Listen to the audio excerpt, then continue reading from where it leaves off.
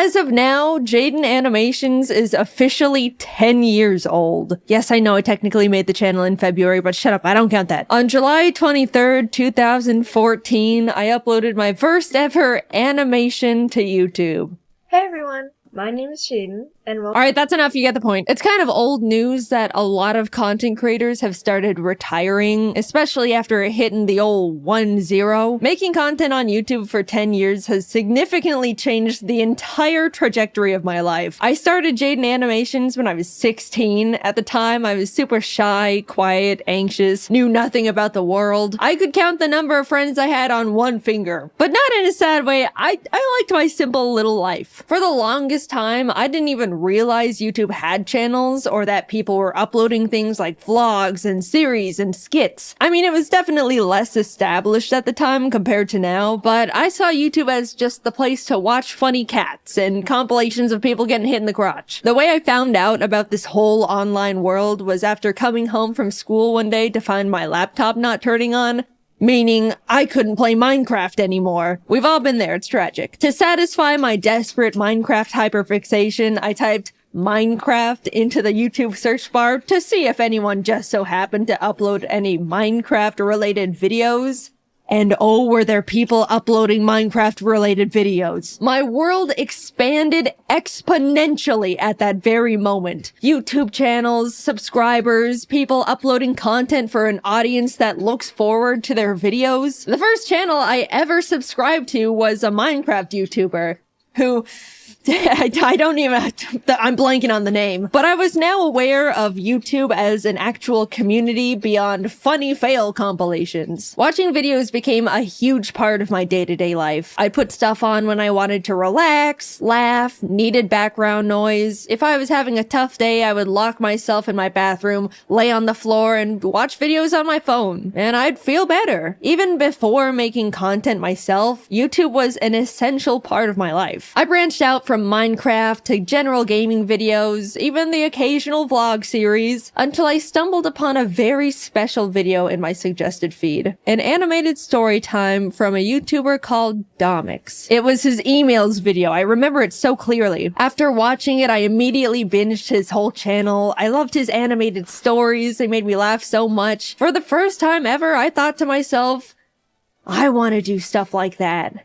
I want to animate. And around the same time, I was really into Aya's Cupquake's Minecraft Oasis series and had even sent in a few fan arts I drew for her. She posted a couple at the end of her videos, which genuinely made me so extremely happy. I was totally freaking out. Anyway, in one of the episodes, she mentioned that she wanted to find an animator to animate some of her funny Minecraft moments. And suddenly, I saw the stars align in front of me. I sent her a little message attached to another fan art, basically saying, "Hi Cupquake, I'd love to animate for you if you're interested." And she ended up reaching out and was like, "Hey, we love your style and would love to work with you. Do you have an animation portfolio we can look at?" To which I responded with, so I've never actually animated before.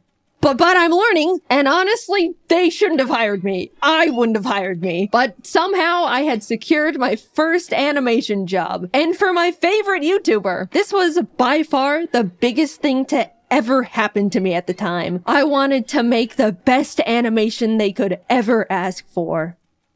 Now, I just had to learn how to animate. No joke, I literally typed "how to animate" and Adobe Flash tutorial into the YouTube search bar. That's how I learned. No class or school or nothing. I vividly remember opening Adobe Flash for the first time and wishing I could just skip forward in time to when I already knew how to even use the program because I was so confused. Humble beginnings, what can I say? And honestly, that's all it takes. People ask me all the time how I learned to animate, how I do this and that, what program to use. But you already have the biggest source of free online information at your fingertips. Just type whatever you want to learn into the search bar and people will literally teach it to you, no strings attached. While working on the animation for Cupquake and her husband Red, I talked to them about how I also wanted to make YouTube videos, that I wanted to animate little stories but was too nervous. They were both really supportive and encouraging, saying they'll put a link to my channel in the description of the animation to help me and stuff. I'll be completely honest, if Cupquake and Red didn't hire me and offer to help give me that initial initial push to start a YouTube channel,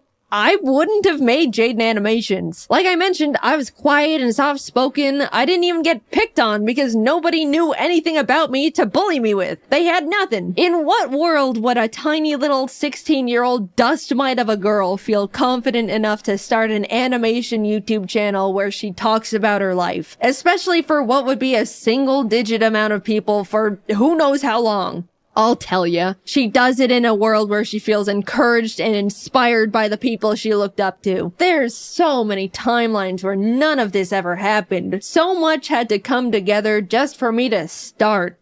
And against all odds, it did. I finished the animation, they posted it, and I spent pretty much the entire month reading every single comment. Everyone loved it. It was doing really well. I remember messaging Cupquake a giant soppy thank you paragraph when the video hit 1 million views. By the way, the entire animation was made on only 3 layers because any more would make my brain confused. I genuinely cannot believe they hired me. At the same time, I posted my very first video as Jaiden Animations, introducing myself and announcing that I'm gonna try out making animation videos. It's funny looking back at because if you don't know all the context, you'll watch my first video and be like, who is this dumbass talking to? She just started the channel. There's no audience yet. The shout out Cupquake gave me in the description gave me the boost I needed to shake the second thoughts. I gained 2,000 or 3,000 subscribers right out the gate, and ever since then, I wanted to keep making more content, and I was really excited about it. I made more animations for Cupquake for a couple of years alongside posting my own stupid little videos until eventually parting ways with them to focus entirely on Jaiden Animations. Working with them was amazing, and those animations did overwhelmingly well at the time. Like, I look back and am still shocked. I apparently peaked with that damn 2014 FNAF animation.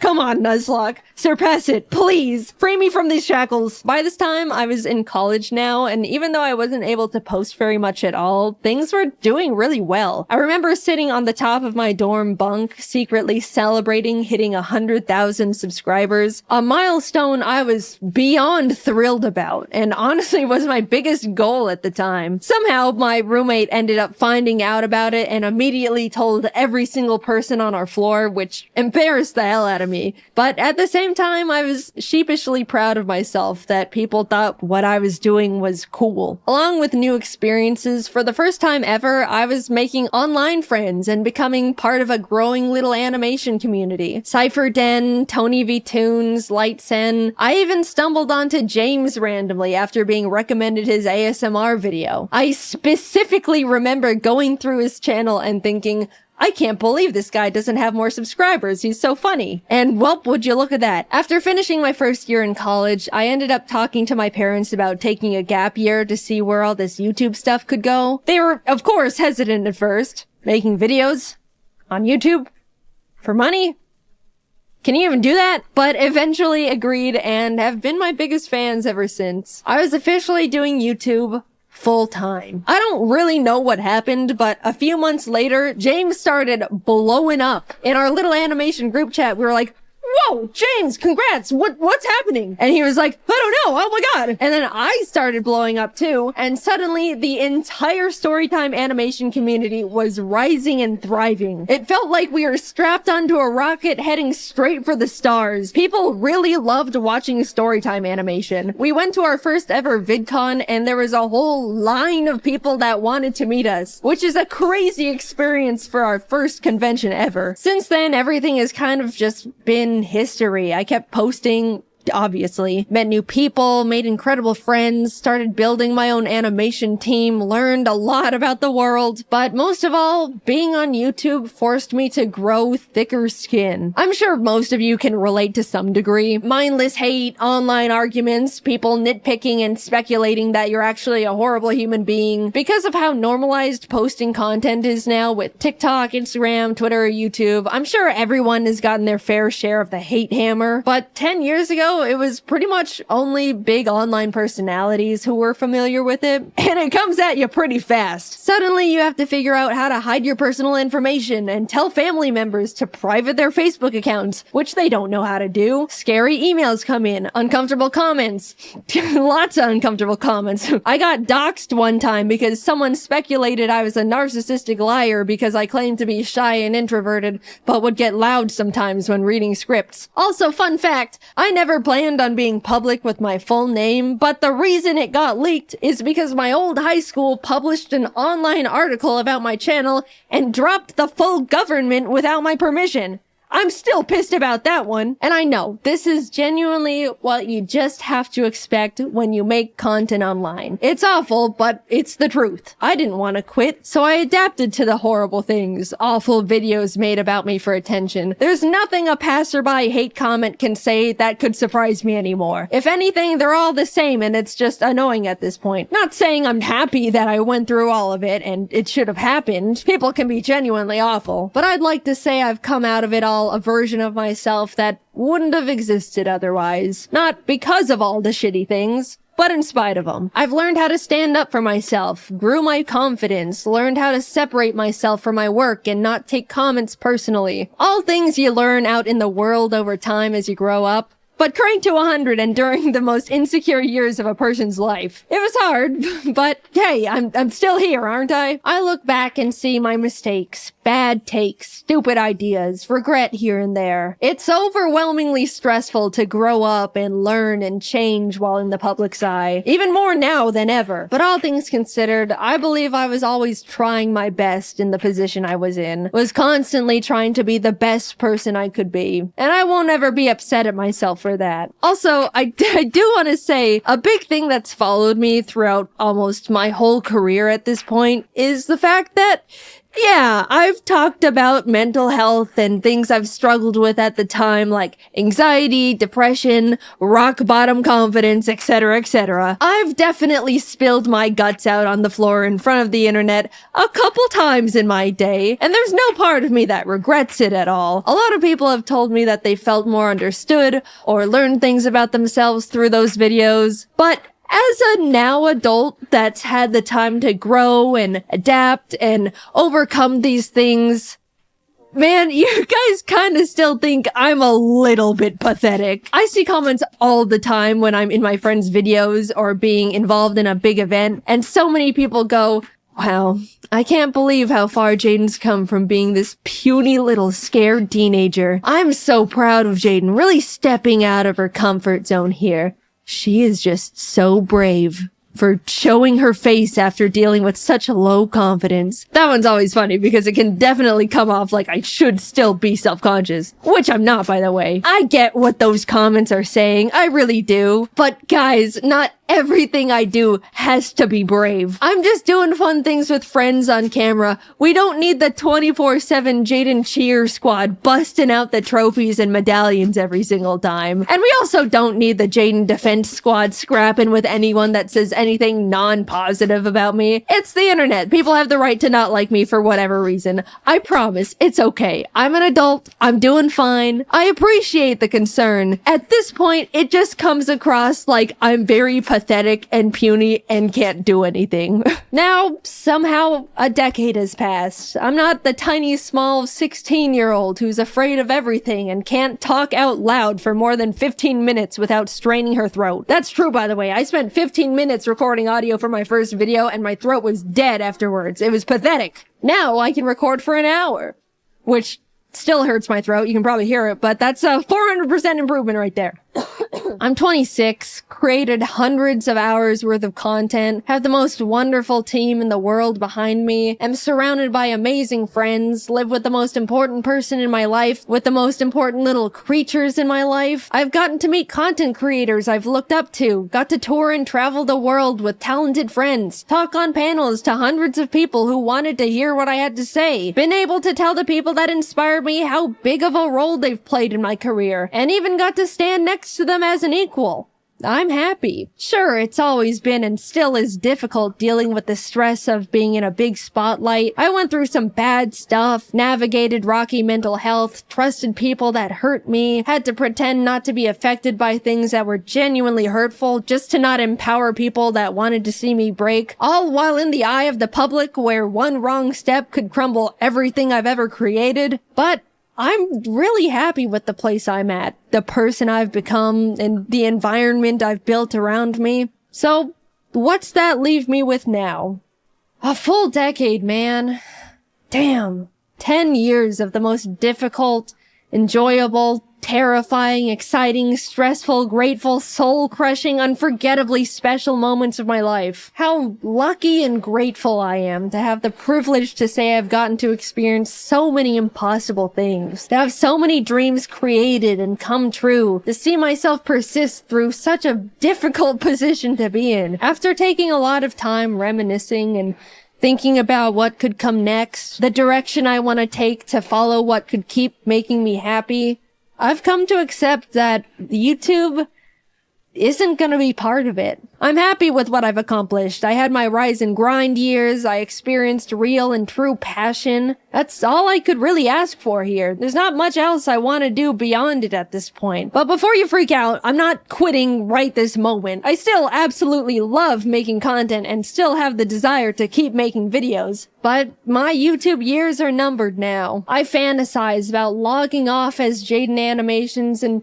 becoming a normal person again. I want to move to a random-ass town in a random-ass place, have a little house with my creatures, have a normal job with normal hours and normal problems, live a life where people don't know who I am before I introduce myself. Not saying I don't like being recognized. You can come up to me, I promise. I don't mind. But eventually I just want to feel like a person again. Normal is rapidly changing nowadays, but I don't want this chronically online lifestyle forever. How nice it would feel to one day not have to triple check every single thing I say in fear of people's pitchforks, or fear for my safety when people maliciously leak my private information, or even be constantly surrounded by strangers' opinions on me and every version of myself I've ever been, every moment of my life. I hold it all together pretty well, I'd say. I mean, it's my job to. And none of these negatives have and ever will outweigh the positive aspects of this incredible opportunity that you guys have allowed me to have. I don't want to come across like I'm complaining. I very much understand this is just unfortunately part of it all, and I'm very privileged and very grateful. But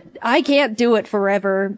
And I don't want to. I want to feel like I have the time and mental energy to pursue new hobbies, experiment with other things that can make me happy. Making content for YouTube never leaves my head. It's the case for every single content creator on the platform. There's no clocking out, there's no weekends, there's no breaks. You can't just leave an office and not think about it. You're constantly brainstorming ideas, managing everything, schedules, employees. Sure, you can work and live anywhere you want, go on vacation at any point, build your own schedule, but it's always there. Like a black hole in your mind. It's just so exhausting. I haven't felt like I can sit back and enjoy something in 10 years because I simply do not have the time if it isn't for a video. Yeah, that's just how self-employment works, but don't forget about all the other fun stuff I've already mentioned on top of it all. I don't know what I want to do career-wise after retiring from YouTube, but I romanticize the idea of just getting to rediscover myself. Maybe I want to learn how to make custom plushes and open my own little shop, take art commissions, be a teacher, maybe an art director. It's gotten to the point where I think about that little life every day, and I'm actively aiming and walking towards it with every decision I make. Oh, let me tell you, I genuinely cannot wait to live it one day.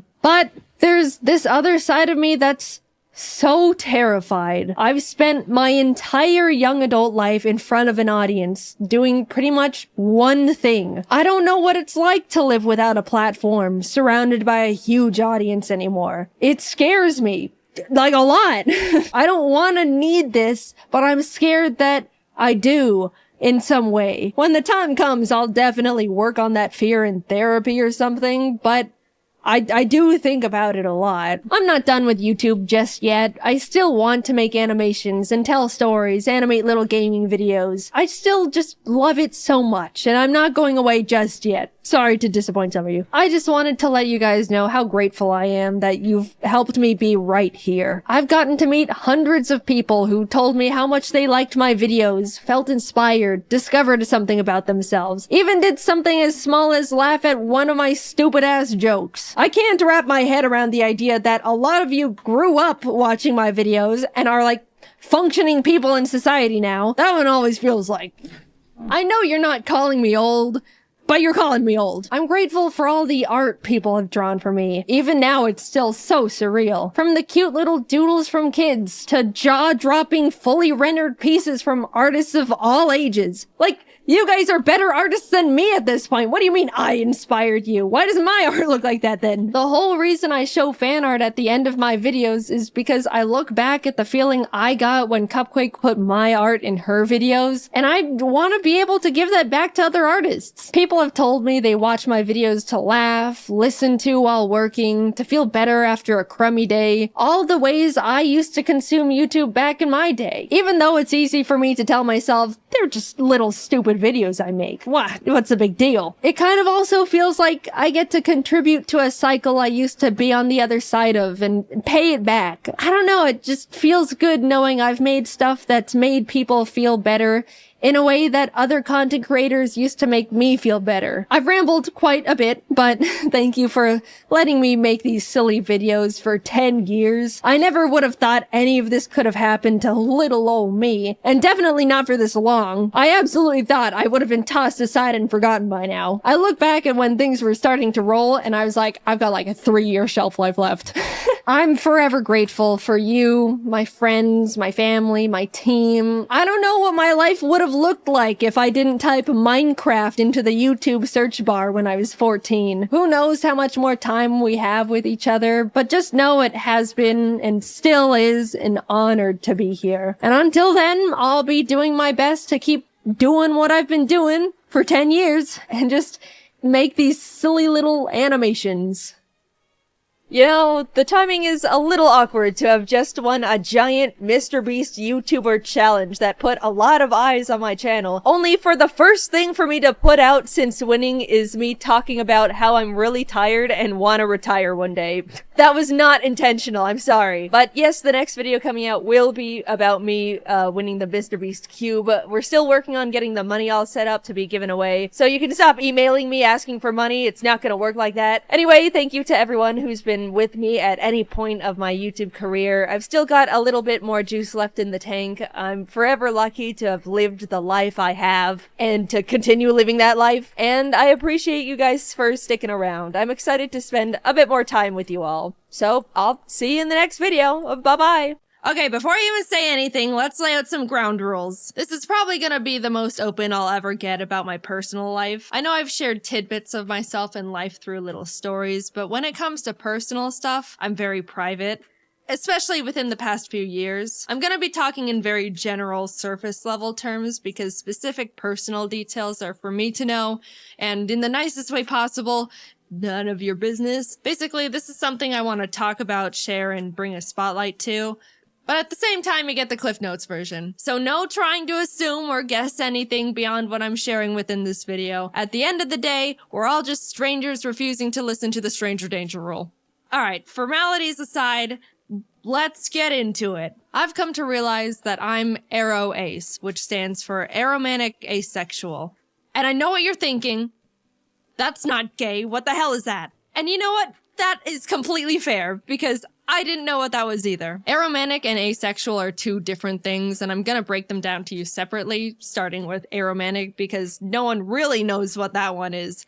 And also, it's my personal favorite. Someone who's aromantic is defined as a person who feels very little to no romantic attraction to anyone at all. So like, they might not develop crushes on people, or feel the need to be in a romantic relationship with anyone. Very general terms, but hopefully you kinda get the gist. If not, here's a little story example from me. Growing up, I never developed crushes on anyone. I remember when I was in 5th grade, kids were talking about their crushes left and right, and it was starting to feel like something I had to experience too, just because I thought that's just what happens. Don't make fun of 9-year-old me. I was a sheep. Anyway, I decided I needed to have a crush because that's just what happens to people. And I very robotically chose this random kid in the class who we can call Pikachu. That's not his name. He didn't mean anything to me and I didn't do anything about this crush. Like, I didn't tell anyone or anything. It was just a headcanon thing for me to feel up to speed and like I was hitting my normal human emotions quota. But it's funny because on Valentine's Day, you know how in elementary school everyone would bring cheesy Walmart Valentine's cards for everyone in the class and then you'd have a box full of candy and hollow emotions from everyone? Well, my school did that. When I went through my box, I pulled out Pikachu's Valentine and thought to myself, someone who has a crush on someone would keep this.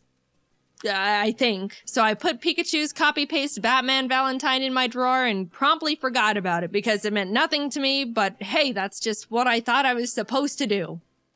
Man, I'm so good at this. Then like a year or so later when my mom was going through my room, she pulled out the card and was like, why do you have this? And I was like, honestly, I have no idea. Years passed, I entered junior high and thought to myself, all right, this is the time where people start developing crushes and then do something about it. Like get into relationships or something. So I was like preparing to be interested in people. On the first day of school, I scoped out the room to see if there was anyone that I thought looked like someone I could develop a crush on. And this was when classes started being divided up into periods. So there were like 6 batches of people I sifted through, but no one caught my eye. And I thought, man, unlucky. Went through the whole school year, next year rolled around, classes changed, I did the same potentials crush scoping again, and the same thing happened. I wasn't drawn to anyone at all.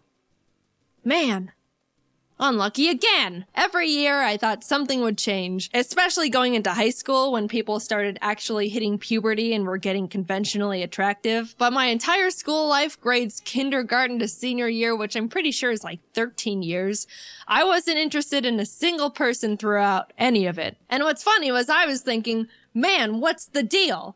Why is no one attractive? And I went to a big high school. There were like 3,500 students there. Surely I am not the outlier in this formula. Why are none of you attractive? By the time I was going to college, I really felt like I had to find someone. It felt like I was falling behind the curve, or if I was gonna find someone, it was gonna have to happen now. I made a lot of new friends, and that's when I thought I developed my first genuine crush. Long story short, in hindsight, no, it wasn't a crush and I was just wrong. I just met someone who I thought was cool and funny and had a really strong desire to be close to them. But looking back, knowing what I do now, it wasn't in a romantic way. I realized I can get very excited and tunnel vision on people I think are really cool or interesting and kind of obsess over getting to know them or just want to spend a lot of time with them. But whenever I got into those tunnel vision moments, if I sat down and asked myself if I actually wanted to be in a relationship with them and hold hands or cuddle or kiss, the answer was not really, but if they wanted to, I could go along with it. Which I do not think is right. In my very old flirting video, which I refuse to rewatch, I think at one point in it, I said something along the lines of, if you're interested in someone but they just want to be friends, I don't understand why some people can't deal with that. And that was primarily because I didn't realize there was an emotional difference between a crush or falling in love and just being really good friends with someone. So, oops, sorry for the bad take, I think. I really just thought having a crush on someone was wanting to be their #1 best friend.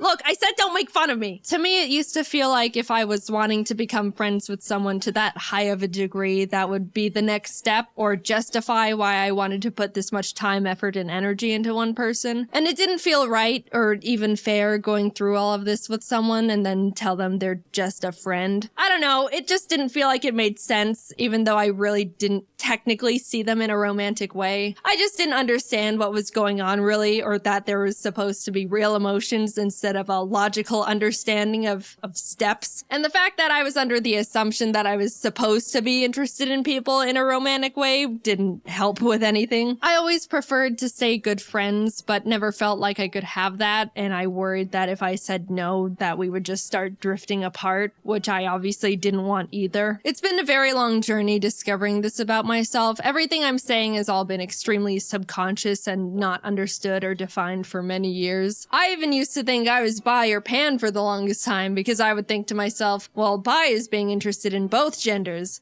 I don't really care for either, but 0 is equal to 0, so I guess I'm bi or pan. I got math involved.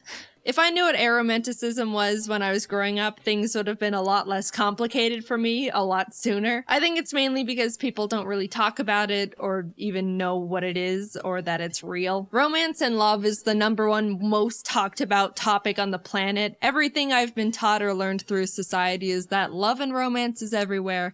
Everyone feels it, and it's gonna happen to you. Just a funny little note, there was a point where I was listening to some generic romance song on the radio. You know, like all of them. And I just suddenly thought to myself, wait, do people actually feel these things towards each other? Like all these mushy lyrics are real emotions? They're not joking? And that's when I started feeling like something was different. I approached romance under the blanket term thought of, sure, why not? And didn't recognize it was actually a feeling, which might sound stupid, but look, I don't know. No one presented me with any other options. I did a lot of rationalizing. If someone ever expressed romantic interest in me, I would mentally make a kind of logical list of their pros and cons and the pros and cons of what a relationship would look like with them based on what I knew about them as a person. I didn't realize there was supposed to be an extra, excited feeling, or the fact that you're not supposed to think about it as if it were a business exchange. I understand compatibility is a huge important variable when it comes to sharing a relationship with someone, but at the end of the day, it's still, apparently, still a very emotionally driven thing. And I literally had to make that discovery and teach it to myself. Now, I'm gonna talk about being asexual very briefly, and I'm gonna preface it with, let's all just be mature about this, alright? We're all pretending to be adults here. I've got my eye on some of you. Behave! Okay, this is definitely treading into uncomfortable personal boundary territory for me, but yeah, I do want to share that I'm asexual too, which is defined as someone who feels little to no intimate attraction to anyone. Look, I know we said we're all adults, but I'm still gonna dance around the vocabulary, alright? Yes, there's a difference between romantic and intimate attraction. Little side note, I will say you can experience romantic attraction to someone but no intimate attraction, or you can experience intimate attraction but no romantic attraction. You can be one and not the other. It's not necessarily a package deal. Most people feel both, and I do not feel either. Anyway, I have never been magnetically attracted to the look or shape of a single person in my entire life, and did not realize it was a real thing until very recently. I'm able to identify when someone looks conventionally attractive, like by textbook definition, but I never realized people are genuinely drawn to people they think are attractive. I didn't know that people could just see someone and be like, wow, they're gorgeous. I would love to get to know that person, or maybe go on a date with them, or whatever else you people do. I didn't think it was real. I thought people were exaggerating or something. I don't know. And I also couldn't believe that some people feel that with multiple people. Or like celebrities, which sounds absolutely exhausting. It ties back to when I was in school, like looking around for people to like. It makes sense now that no one caught my eye because that doesn't happen to me. I was just wasting my time for 13 years. I feel like such a fool. Now, there's an easy assumption to make about asexual people and that they all have zero interest in being intimate with anyone at all, which actually isn't true. Some of them are genuinely turned off by it, and some aren't. Some reasons would be that they just don't mind it, or they want to make their partner happy, or enjoy the emotional closeness of it. There's a million different reasons and a million different people. Am I sharing what kind of a people I am? Nope. And you don't know me personally enough in the slightest to be able to try and parasocially analyze where I stand on that spectrum. I'm just here to say I am this. We are moving on. When I stumbled onto the term ace and started realizing I fall into that category, it helped me feel much more confident and sure of myself. I've read a lot about how people say they felt broken or that something was wrong with them.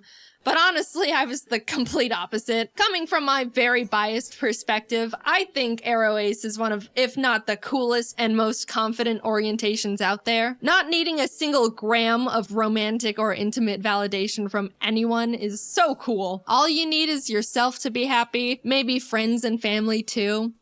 And birds. The more I came to terms with the fact I'm ace, the more empowered and capable I felt. But at the same time, I was also starting to feel more alone and isolated. As cool and amazing and unique and awesome as I think it is, it can be really hard for other people to relate to or even understand. Everyone else and their orientations are able to bond and relate to the love and romance aspects, and we're over here like, we don't do that. I don't even know if I'm explaining it very well. It kind of does go against everything everyone's ever been taught about anything. Romance is taught to be a basic assumed emotion, which I do think is a bit misleading. A common argument used against the ace orientation is that romance and intimacy is what makes someone human. But I mean, I don't know, lots of birds mate for life, which is a better ratio than people, and all animals get frisky. You know, that's just how they became not extinct. It's not an exclusive to humans thing. If I were to guess, I would assume the thing that makes someone human is basic empathy. Like, I'm not an emotionalist monster. I can still love people. I love my family and my pets, just platonically. And I would hope that you're the same. I just don't experience romantic love, which, I don't know, I don't think that's harming anyone. Definitely not me. I'm having the time of my life. I don't think you need to be in a relationship to be happy. And if you don't want to be just on your own, I think there's many types of people in relationships that push the boundaries of what a conventional relationship looks like. Telling someone that they need to be in a romantic relationship to be happy and fulfilled is weird. And then when that person says they're not happy, they're told relationships take a lot of work and that's just how it goes. And that's also weird. I don't know. I also think it's weird that once someone reaches a certain age, people inherently start thinking it's sad they're not in a romantic relationship or assume they're lonely and sad. No one thinks a child is sad and lonely just because they're not in a long-term relationship. I don't know. I don't get it. And I also think I'm rambling. At the end of the day, it's all very complicated to talk about these things, especially because I don't know the feelings I'm supposed to be feeling, let alone talk about. I just know for me, the terms aromantic and asexual are able to articulate things I was subconsciously feeling and thinking before I even realized I was feeling and thinking them. I don't plan on talking about this very much, if at all, ever again. I just want to play my silly little video games, maybe tell a story here or there. But I wanted to bring the orientations to the surface and try to get more representation out there because I thought if I could help more people become more aware of this, then that would be awesome. I was confused as hell for a while and could have used something like this. It's a real thing. You don't have to feel any sort of romance or whatever to be considered a real person. Personally, I think it's really cool and badass. And don't be afraid to look more into aromanticism or asexualism if any of what I said in this video resonated with you to any degree. Like I said, this is all very surface level stuff. They're both much larger spectrums than you'd think, and maybe you fall under some umbrella category with them. I don't know. Or not. Either way, this has all been my personal experience with this stuff. Is there more for me to figure out within it? Yeah, I'm pretty sure there is. It can get pretty complicated and confusing. Haha, awesome. Will I be sharing any of that with you? Nope, no way. This is all you get. Hope you can understand even just a little of what I talked about. And if not, that's totally fine. I just hope you can be nice.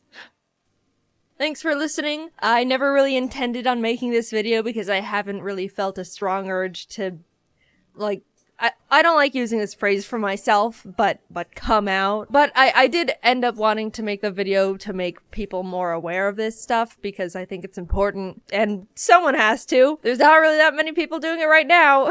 Anyway, yeah, just moving forward, I guess. See you later. I grew up only wanting to watch cartoons for the most part. I never tried to drift into other shows or movies with real people and actors. Normally, if something had actual humans in it, my 7-year-old self would be like, real people? No thanks, Bourville. I don't want to watch anything unless there's mutant super children who are birthed from a crock pot. I like to believe I'm a really open-minded person now. I don't just blow things off like that. I generally don't feel like I have the right to judge or have a strong opinion on anything unless I've researched and tried to understand every aspect of it first. That way I can use all the facts to come to my overall standpoint. It's easy to hear just one detail about something and jump to a conclusion. People form opinions based on their personal values and beliefs, but only knowing certain details can change things instantly. Here's an example. Judy saw Ron push her dog. Wow, what the heck? Ron's some rotten dog hater. Frick Ron, dude. Now hold on a sec. It's easy to believe that, but actually, Ron pushed Judy's dog because the dog attacked his child and Ron was only protecting his kid.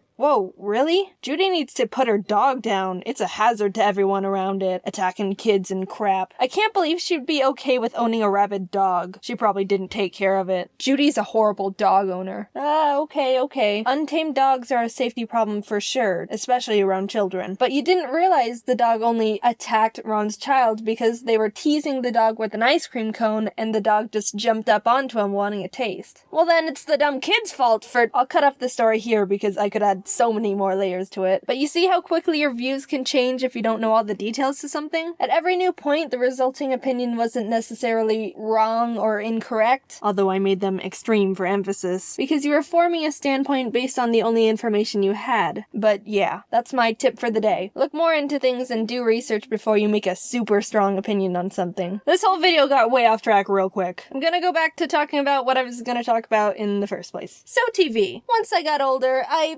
still mainly only watch cartoons. But I've developed an extreme love for documentaries. You don't even realize you can be interested in something you never even realized you didn't care about until you watch a documentary about it. Like one time my best friend Kate and I sat down and watched one about the voice and puppet actor behind Elmo.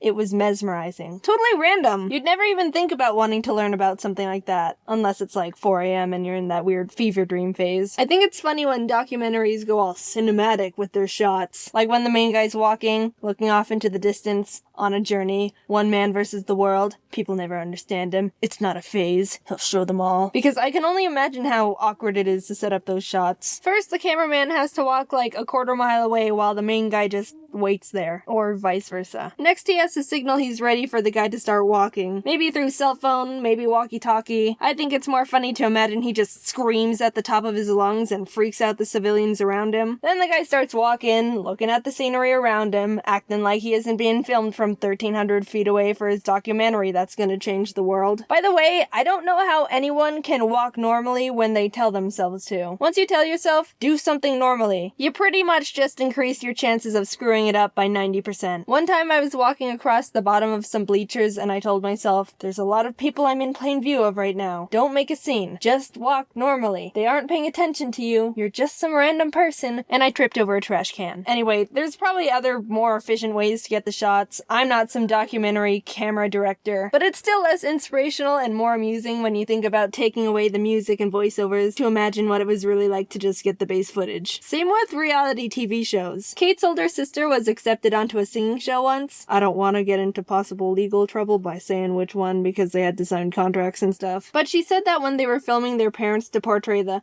oh, we're so proud of her for following her dreams kind of clip, they had Kate and her brother in the background to make it look all casual. They told them to just look like you're talking to each other while we film the foreground. So we can talk about anything and no one would know. Watermelon. I'm not big on most reality TV shows because as real as they might be, some are completely set up, some aren't. They're all dramatically enhanced to some degree. And there's a point where you start noticing, and it's hard to take anything seriously after that. What I find the most amusing are the sound effects and how crazy they are. I've been obsessed with watching Gordon Ramsay's Kitchen Nightmares show, so I'm gonna use those as examples because I've watched so many. Why are you so stubborn? I'm not stubborn. It's like no one's striving to be better. You tell me how you feel about the frozen food. I hate it. Made yesterday? It was actually made 3 weeks ago. Was salad? That was quick. Not bad. Thank you, my darling. Enjoy. Thank you. Jesus.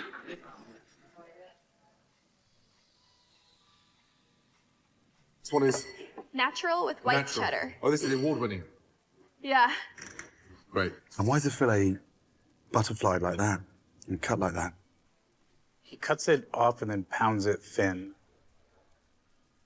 He beats the crap out of a fillet to tenderize it when it's the most stunning cut. Wow. You're still yawning. Doesn't look too appetizing. It doesn't look appetizing at all, no. Whoa. Did you catch that one? Does that sound familiar?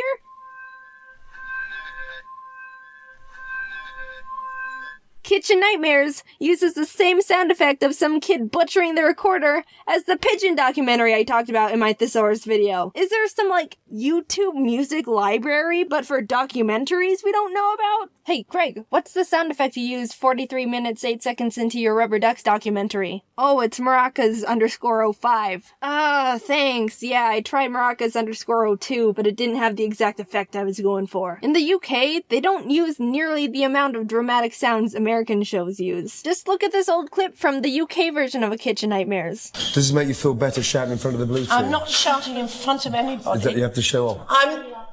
How bloody Don't be stupid. Don't be so stupid.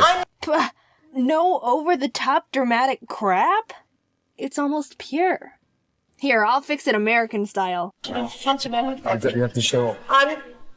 How bloody Don't be so stupid. Putting everything aside here, I freaking really love all of Gordon Ramsay's shows. I have a problem. I've watched, like, all of the Kitchen Nightmares. I love MasterChef. I love Hell's Kitchen. I love Hotel Hell, even though I've only seen, like, 1 or 2. I haven't watched Gordon Behind Bars yet, but I still love it. I've never had the answer to this before, but if someone came up and asked me, who's your favorite celebrity?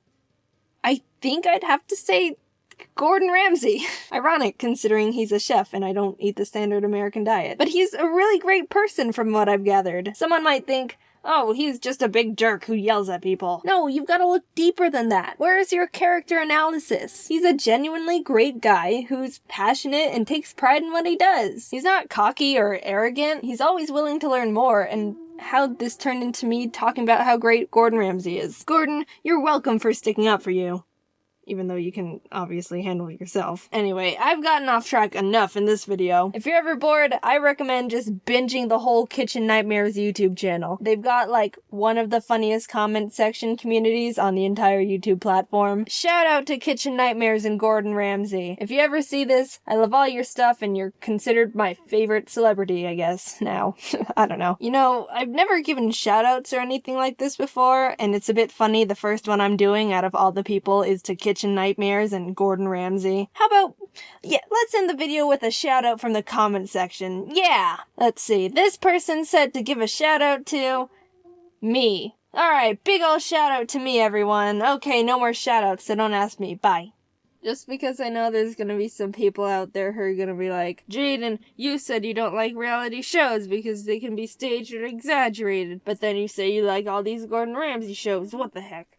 Yeah, I normally am not a fan of reality shows, but I like these ones, okay? I can accept the fact it may or may not be dramatically enhanced and still enjoy it. So, also, by the way, since you're here, my buddy Ryder, or Foot of a Ferret, made a brief history of me, so you should check that out. He's a cool dude. Sorry if this sounds weird. My wisdom teeth are like, hey, we're gonna rip through your gums right now, and I'm in excruciating pain and can barely move my jaw. I've been putting off scheduling an appointment for the dentist to rip them out because I didn't want to be in pain recovering for a week. But here we are, man. Irony, am I right? Lesson learned. Teeth are jerks. Why can't they just cooperate with the rest of your body? Like, my arm never decides, hey, we're gonna grow another finger, because it freaking knows I don't need another one. This is a group body effort, teeth. Stop bringing down the team. Also, see you at VidCon Europe.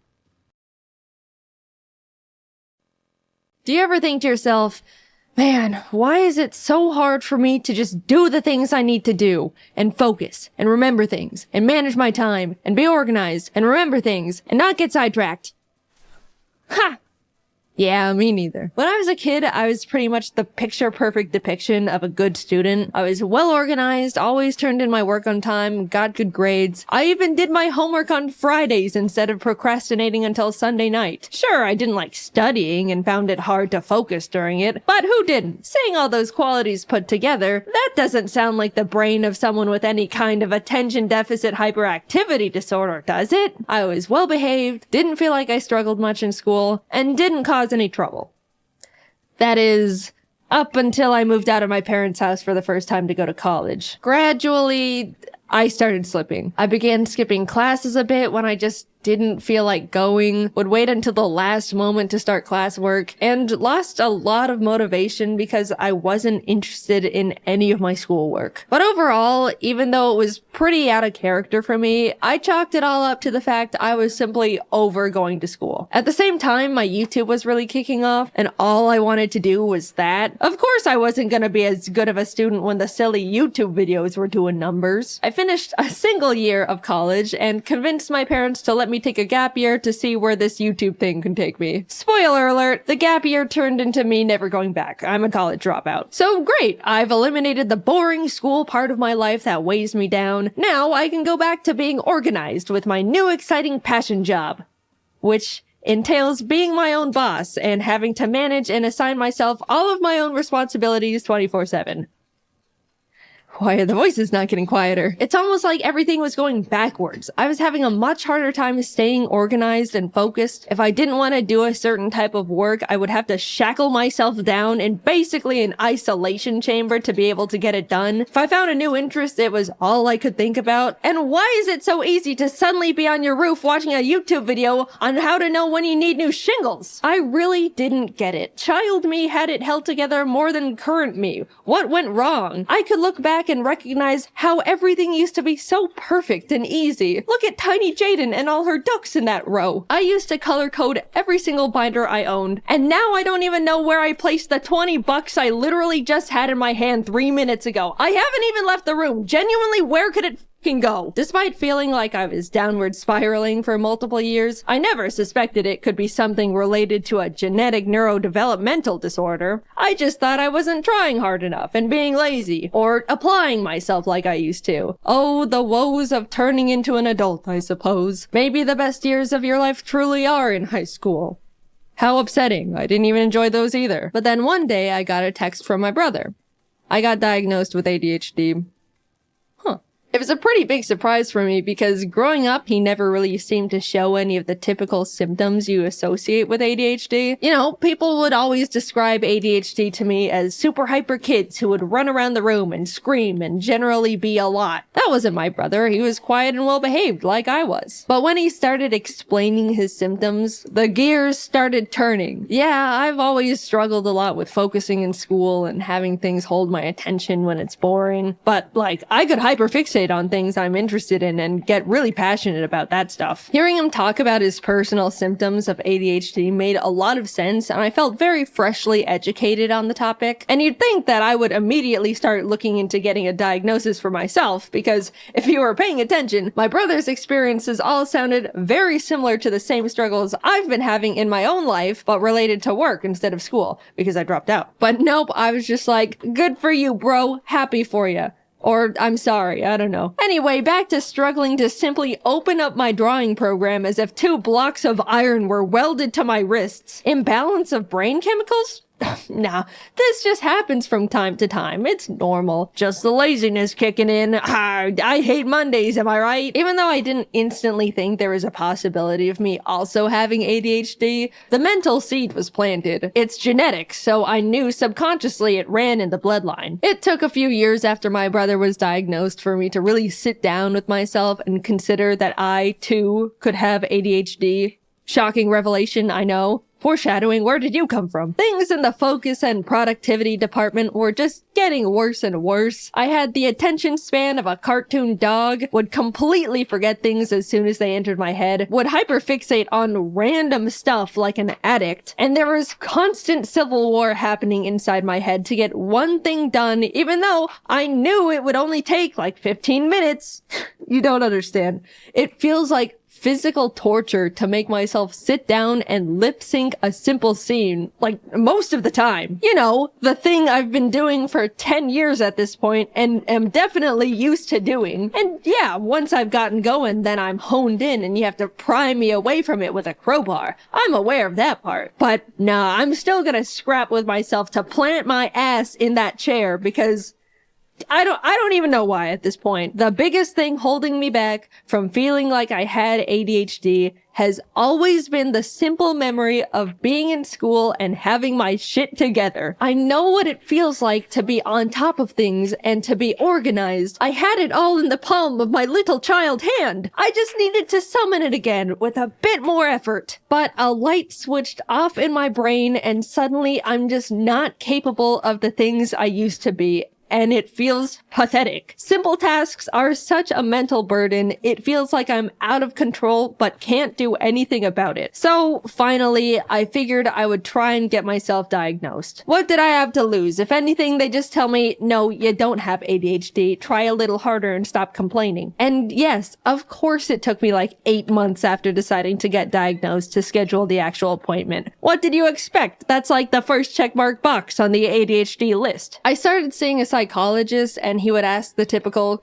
do you have a hard time focusing? And I'd go, yeah, like this one time yesterday, and then he writes something down as I continue rambling on this hyper-specific example way too long for a neurotypical person. I met with him for a few weeks and then it came down to diagnosis day. The nerves, man. I was so ready for him to say I'm a normal person who needs to suck it up. But instead, he was like, okay, so yeah, you definitely exhibit symptoms of someone with the inattentive type of ADHD. And autism. Yippee! My struggles are justified. I'm not crazy. Wait, what was that last part? He explained all the different ways ADHD affects me and the different areas I struggle with compared to others. He even gave me a 37-page document of his conclusions and information on how my brain works, with graphs and pictures. I've read through it all a bunch of times now, and it's already really helped me understand how I tick. I call them the autism docs, but I'm not gonna get into that side of the diagnosis. Let's just brush that one away for now. There's a couple types of ADHD you can have: hyperactive, inattentive, and combined, which is both hyperactive and inattentive. Hyperactive is the type people typically go to when they think of a loud kid who can't sit still. People with this kind normally need to fidget, have low patience, tend to talk a lot, and have trouble staying seated, especially when they're expected to, like in a meeting or school. Inattentive is the one where someone experiences difficulty in focus, memory, organization, has a low attention span. That's the one I have. It's self-explanatory, but if you have the combined type of ADHD, then you got it all. ADHD jackpot right there, my friend. I brought up during the appointments that I used to be such a good kid in school with seemingly zero ADHD symptoms, and how that part has always confused me. And he had a couple hypotheses about it. One, since my mom has always been a big source of my organizational influence, I was able to depend and lean on her for the majority of my school life for it. I felt like I was naturally capable of staying on top of things because she was right behind me the whole time, reminding me and guiding me through stuff. So when I moved out, everything started crumbling, which lines up pretty perfectly to when I did start struggling. Another explanation he gave was the fact that ADHD affects women differently than men, which is also less researched. Love to hear that one. Not only do women tend to be able to mask their symptoms better than guys, so it goes much more unnoticed, but they also experience ADHD differently. And research says there's a chance it can just start affecting women later in life. I'm no ADHD scientist though, that's just what I've been told by specialists. I don't know, I've just got the dang thing. Either way, those two explanations make a lot of sense to me and have since put my weird ADHD imposter syndrome to rest. I didn't really think that getting a diagnosis would change much about how I go about my life, but since getting my ADHD certificate and lollipop, it's completely revolutionized how I think and go about getting things done. It's still hard to get my ass into gear when I need to do one normal thing that's not difficult, but I'm much less hard on myself and will strike almost like these kinds of mental deals to loophole myself into getting things done. Like, for example, if I really don't want to edit a video, I'll say to myself, okay, I know it's gonna be super hard for me to immediately start that task, so I'll get myself into the mindset of getting things done by doing a simple other task I don't find difficult, like cleaning my room. That way, I'll feel productive and can transition that into tackling the original task much easier. It doesn't always work, but it's the mindset change and overall understanding that sometimes I'm gonna have to go about things in different ways that's helped me a lot. Also, after being diagnosed with ADHD, I didn't have much desire to get medicated. I figured just knowing I have it would be enough to get things into gear, and I didn't really need medication that badly. But the content creator in me also thought, well, if I'm gonna write a script about having ADHD, it would be nice to be able to talk about what it's like to be medicated, even just for a day. So I got prescribed good old classic instant release Adderall. Instant release means I don't have to take it every day. I can just take it when I need to get stuff done. It affects me immediately and then wears off after a few hours. There's also extended release, which is the kind you take every day and gives you a constant steady stream of medication. It wasn't until I had the Adderall in my hands when I realized the idea of taking it for the first time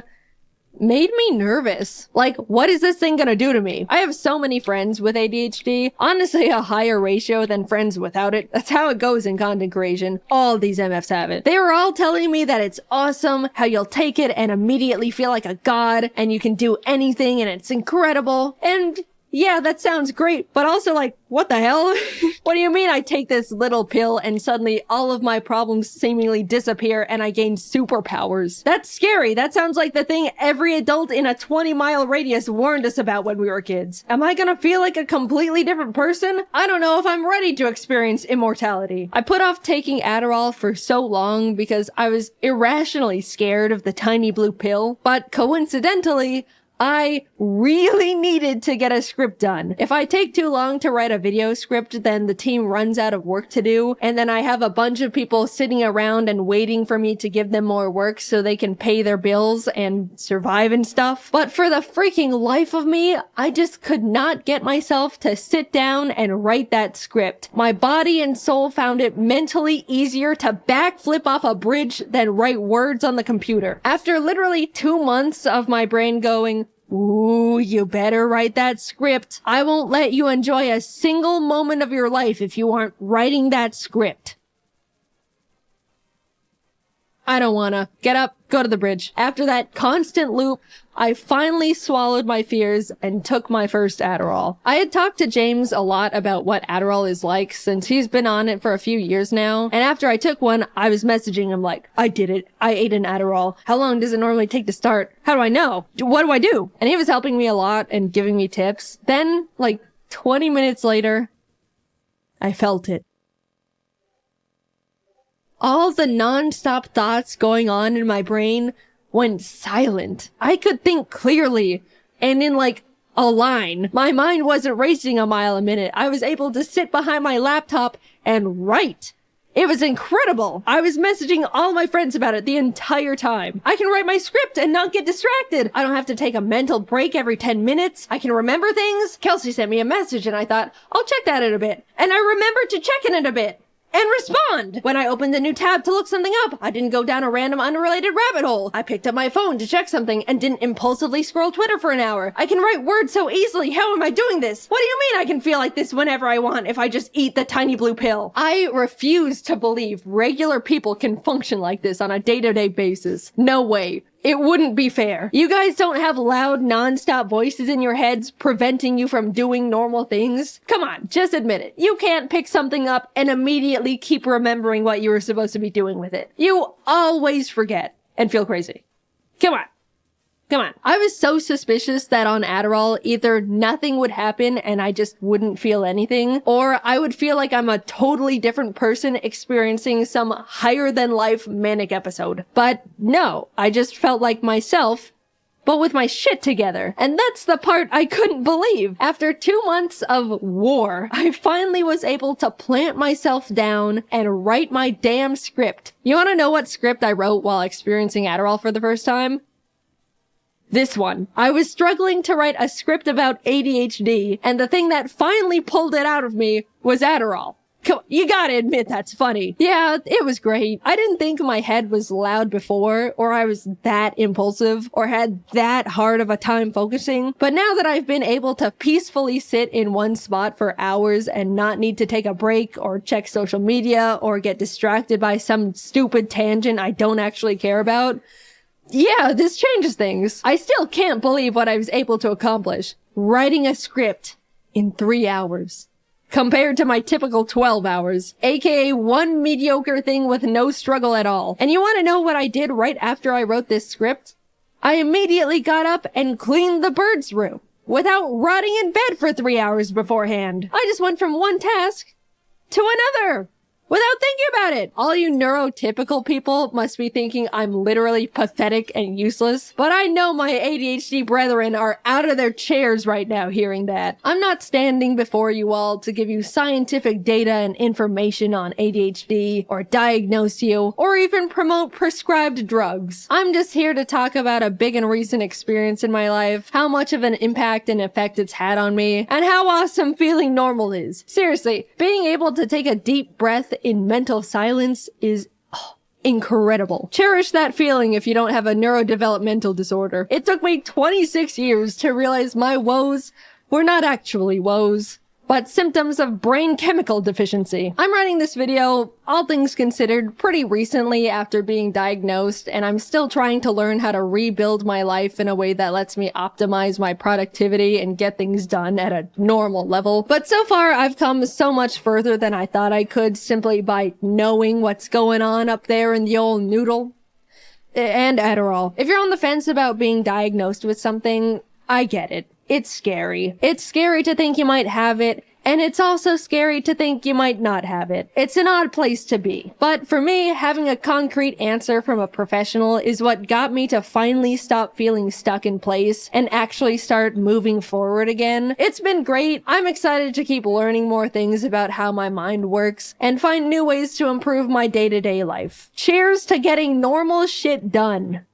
In case you missed it, I have new merch! For a limited time, you can get yourself a new and improved Ari plush and a completely new soft Ari jacket. I love both of these products, and up until June 23rd, they could be all yours! If you miss it, you'll never know how fluffy and pillowy the jacket is. Oh, it's like a cloud. Or how cuddly and friend-shaped the plush is. Plus, it's a great way to support both me and the team while we continue to make animations for you. Check them out at JaidenAnimations.com. Thanks for watching the video, and good luck simply existing to all my ADHD brethren out there. I'm right there with you. I believe one day you'll respond to that message in your inbox. Hang in there. When Carl Jacobs popped up in my DMs asking if I wanted to be in Mr. Beast's upcoming video, I'll be honest, my gut reaction was fear. Mr. Beast has basically become YouTube's own mad scientist. He can snap his fingers and shape reality at this point. Despite part of me thinking I should just stay in the comfort of my own home, I felt really honored to be invited and kinda just wanted to show up, say hi, and then realistically go home within the first round of eliminations. I accepted the ominous invitation, and before I knew it, was flying to North Carolina, being handed a custom uniform, all before even knowing what I actually just signed up for. I didn't even know if there was a prize for the winner at this point. Walking into the green room, I was expecting to not know anyone, but to my relief, I saw a lot of familiar faces. I even used this time to ask MatPat what it was like to meet Scott Cawthorn, and he told me FNAF secrets. So already this trip was more than worth it. Eventually, we were herded down a long, mysterious hallway until we saw it.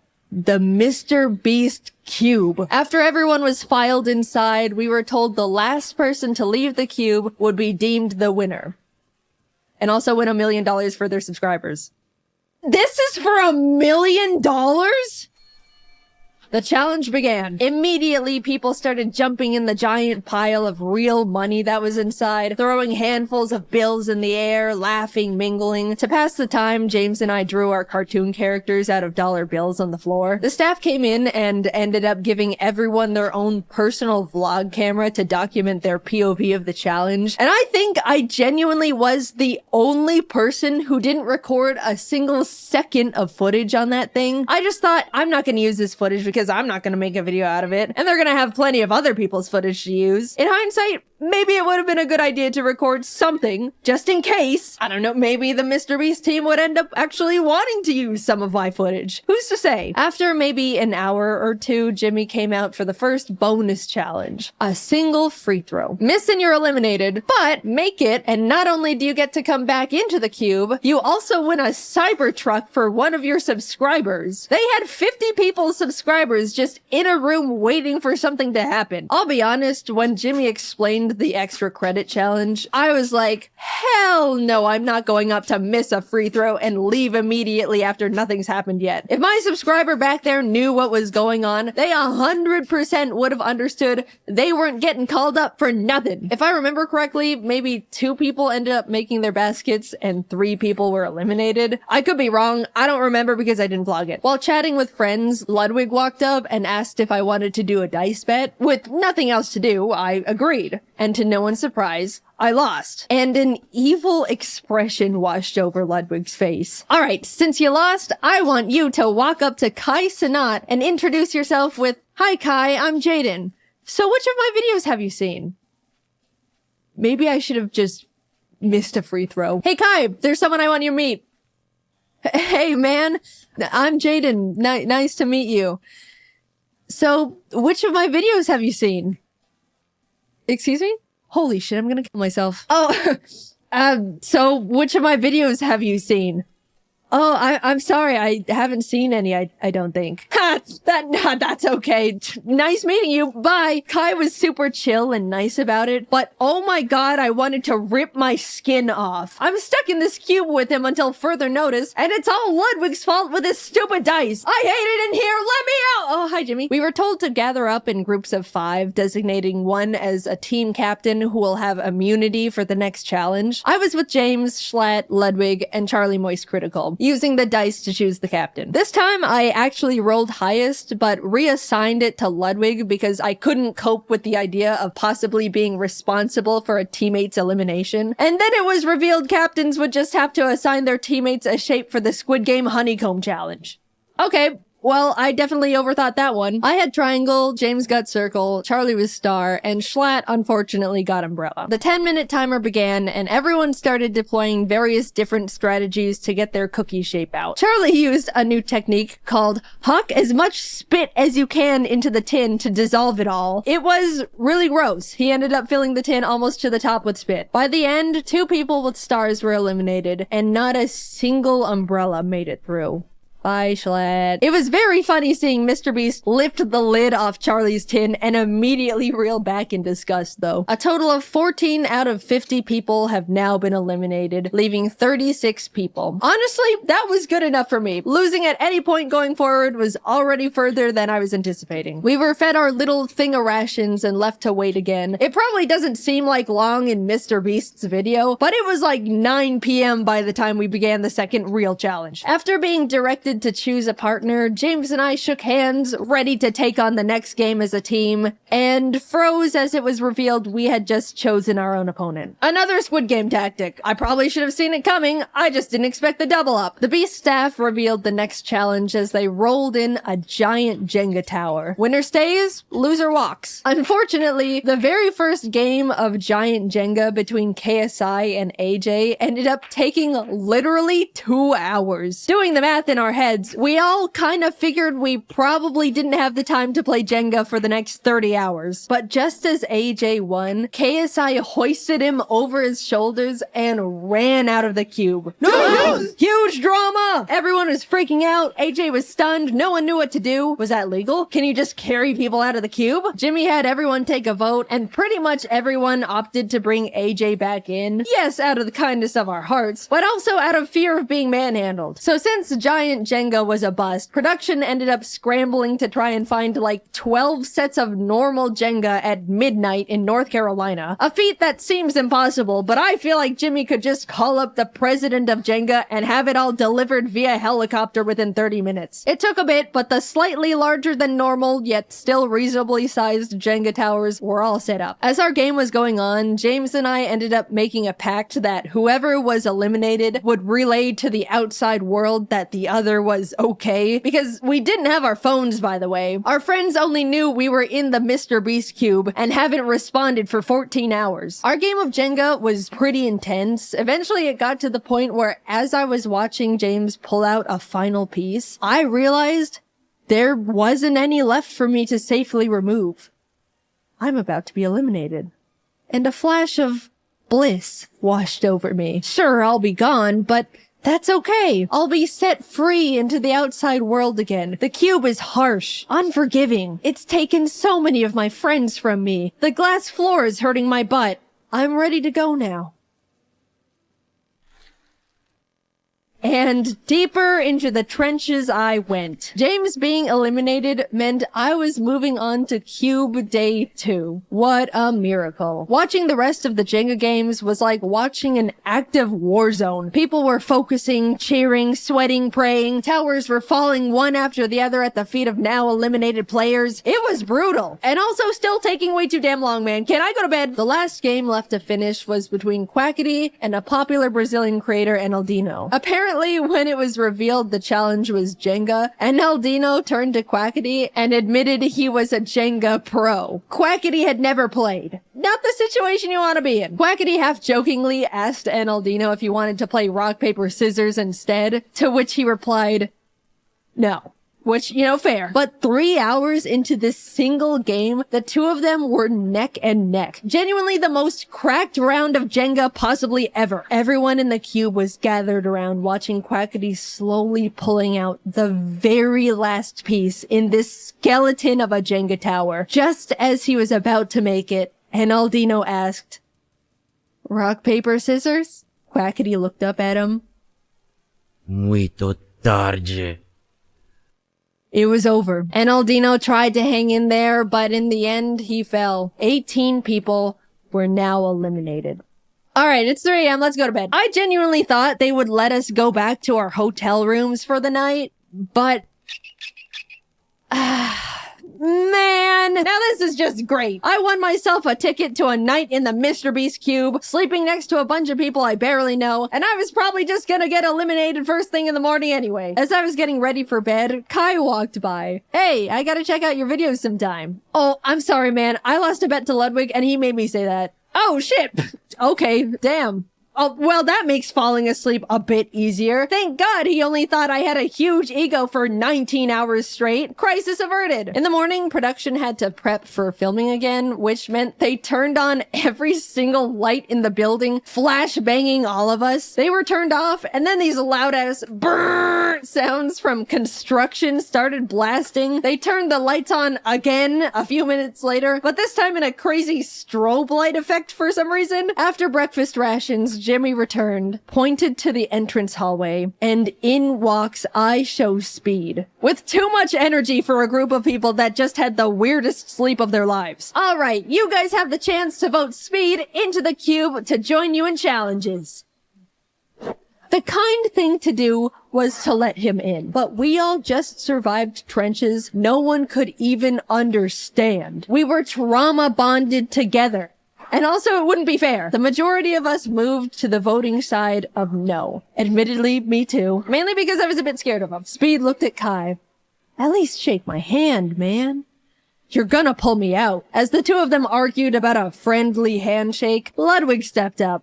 I'll shake your hand, Speed. His hand now extended to Ludwig. The moment their hands touched, Speed started yanking Ludwig towards the outside world. We all started screaming and panicking. We couldn't lose one of our cute brothers like this. Ludwig was holding onto the support beam for dear life. Some of the guys managed to pull him back in, and as Speed walked out, unable to take any souls with him, he exclaimed, "This ain't the last time you're gonna see me, and I remember all y'all's faces."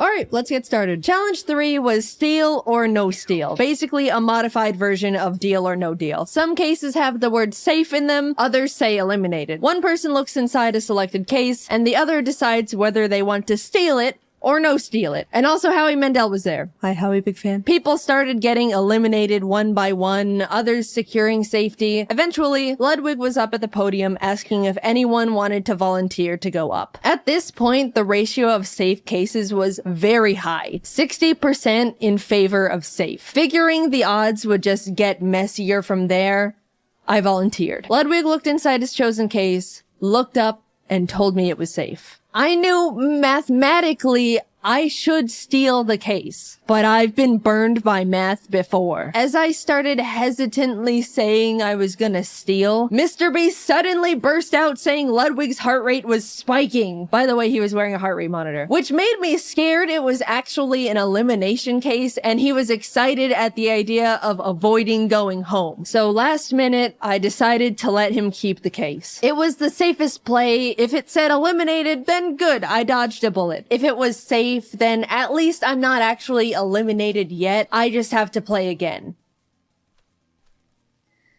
Shit. It was now my turn to bring someone up. Even though I didn't want to pick a friend out of fear of getting them eliminated, more than that, I didn't want to be up there with someone I didn't know. I picked Quackity. He came up to the podium. I grabbed case number 2. It says safe. My plan was to tell the truth, but in the most unconfident and nervous way possible. I was deploying every bit of body language knowledge I could think of, making myself look as guilty as possible as he asked me various questions. We went back and forth for a bit until your eyes looked down as you said the case was safe, which indicates guilt. So I think you're lying. I'm not gonna steal it. Without a word, I shifted the case onto its back, unlatched it. Safe. It was worth sleeping in the cube! Oh my god, the relief, you have no idea. After everything finished, a bunch of people walked out, and unfortunately, Quackity ended up being one of them. 10 people left. I know it's a dog-eat-dog world inside the cube, but when you're left to sit with your fellow contestants for hours on end between challenges, waiting for Jimmy Beast to send you all through another round of cube stress, you really start bonding with the survivors. It was pretty sad watching them go. Hours passed until the Jimmy death bell struck again, and we were told to partner up once more. Alex and I had really gotten to chat and hang out together as the only girls left at this point, so we paired up. Everyone was blindfolded and told to sit tight until they were ready, which is ominous. The two of us were strategizing and figuring out each other's strengths and weaknesses for whatever was coming our way, only to be unblindfolded and see the entire cube transformed into a kitchen. It was a cooking battle.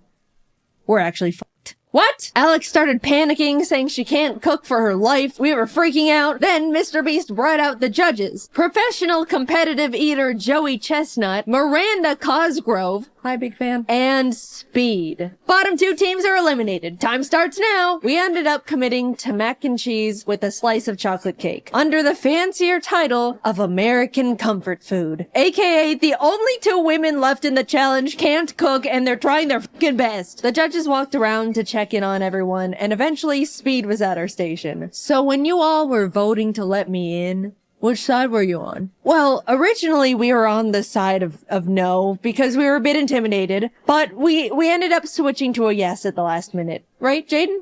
Yeah. I switched. Alright, cool. 'Cause you know I don't forget, right? Yep. Later on during the challenge, Mac and Nolan from the Beast team came up to ask what we were making. At the time, I was grating up Feastables to sprinkle onto our cake for decoration, and I thought, oh, it would be funny to have them ask what we're making, and it's just their own brand of chocolate. So I was like, close your eyes and open your mouth, and gave Mac a piece of chocolate, and immediately without chewing, he was like, is this Feastables? And I was like, yeah. And he kind of stood there for a second with his mouth still open, and Nolan was like, oh, he's allergic. And they both had to leave. Oh my god, guys, I felt so bad. I apologized so much when he came back. Max said it was fine and is a good sport about it, but I still have so much guilt about being such an idiot. Ludwig and Amixem presented first with their fried chicken and asparagus dish. The judges all really enjoyed it, giving them a total of 26 points, which is really unfortunate because I definitely thought Speed was gonna hold a bigger grudge against Ludwig and tank their score. We were up next, and thankfully they really liked our food too. Joey was the first to score us and ended up giving us a 10 out of 10. And in the moment, as a joke, I wanted to turn around and flip off Ludwig as a, friendly fake gloat, but I accidentally turned around and flipped off Amixem, and I felt so bad again. He was not the intended target, and now I was just being rude, and This challenge was going horribly, not because of the cooking part. I've just been nonstop fumbling socially. We also got a total of 26, putting us at a tie with the French boys. But now, Logan Paul and Nick DiGiovanni were presenting, and I haven't mentioned it yet, but Nick is actually a goddamn chef. They even gave us all his own cookbooks as a helpful tip for the challenge, which is just a knife twist in my opinion. So yeah, they knocked it out of the park, got a 29. The judges were licking their plates. After them was Kai and AJ, who had a great presentation, but their food, not so much. They got a 16. After eating, Speed got up and started smashing the plates on the ground, and Logan Paul saw this and got really excited because he wanted to smash plates too. Without thinking, he ran out to join Speed, and we all shouted at him in panic. Confused at the sudden change in the air, Logan looked back at us before realizing he left the cube. To this day, none of us are truly sure if he did it for like the content or it was a genuine accident. In his defense, the set was so cosmetically different that it really did feel like we weren't in the cube anymore. Either way, he content created too close to the sun, and even though he had a guaranteed spot in the finals, he was eliminated. The last team of Rubius and Spriter went up with their Spanish tortilla, but turns out Spriter is a huge fan of Speed, so he made a special Thai dessert just for him that the other judges weren't allowed to eat, which is honestly hilarious. We all held our breath as the judges flipped through their scores. 22. Alex and I made it to the finals. I never in my life thought I was gonna be getting this far, and suddenly realized I need to actually think about what I would do if I won. I went into this thing not even knowing if there was a prize at all, and was now facing the reality that I could win the whole thing. Hours passed as the 5 of us sat together in the cube until Mr. Beast emerged for the final time. Someone was about to win $1 million for their subscribers, and it all came down to this last challenge. Honestly, among the group, there wasn't a single person I thought didn't deserve to win. Everyone left were good people who all wanted to do something really positive with the money. It was great getting to know them all over the course of 2 cube days, and I was really proud to be standing next to them in the finals. 5 briefcases were piled in the center, 1 for each finalist. We were to each take one, peek inside our chosen case, and within the next 10 minutes, discuss who to vote out. If you're voted out and your briefcase is empty, you're eliminated. But if you're voted out and your case has the $1 million inside, you win instantly. It was basically like Reverse Among Us. The first round started, we all grabbed a case, peeked inside.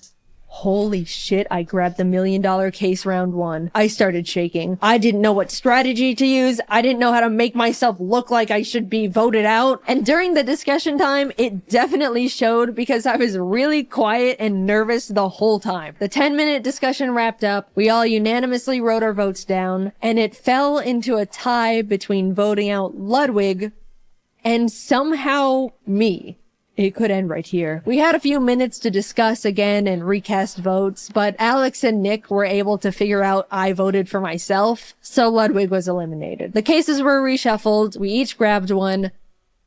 I pulled it again. In that moment, I froze. Since I was in the hot seat last round, I was probably gonna fly pretty under the radar this time. Someone else is gonna be voted out, and I statistically will not see this case ever again. If I'm not voted out here, I basically lose. The second round began, and it was pretty much a blur from there. I was trying to talk more because being quiet last round got me found out, but was still flying too under the radar. Amidst trying to keep up with the conversation, strategize, and hold myself together, I couldn't find my win con. But with a few minutes left, Amixem said something that I think shifted the entire game.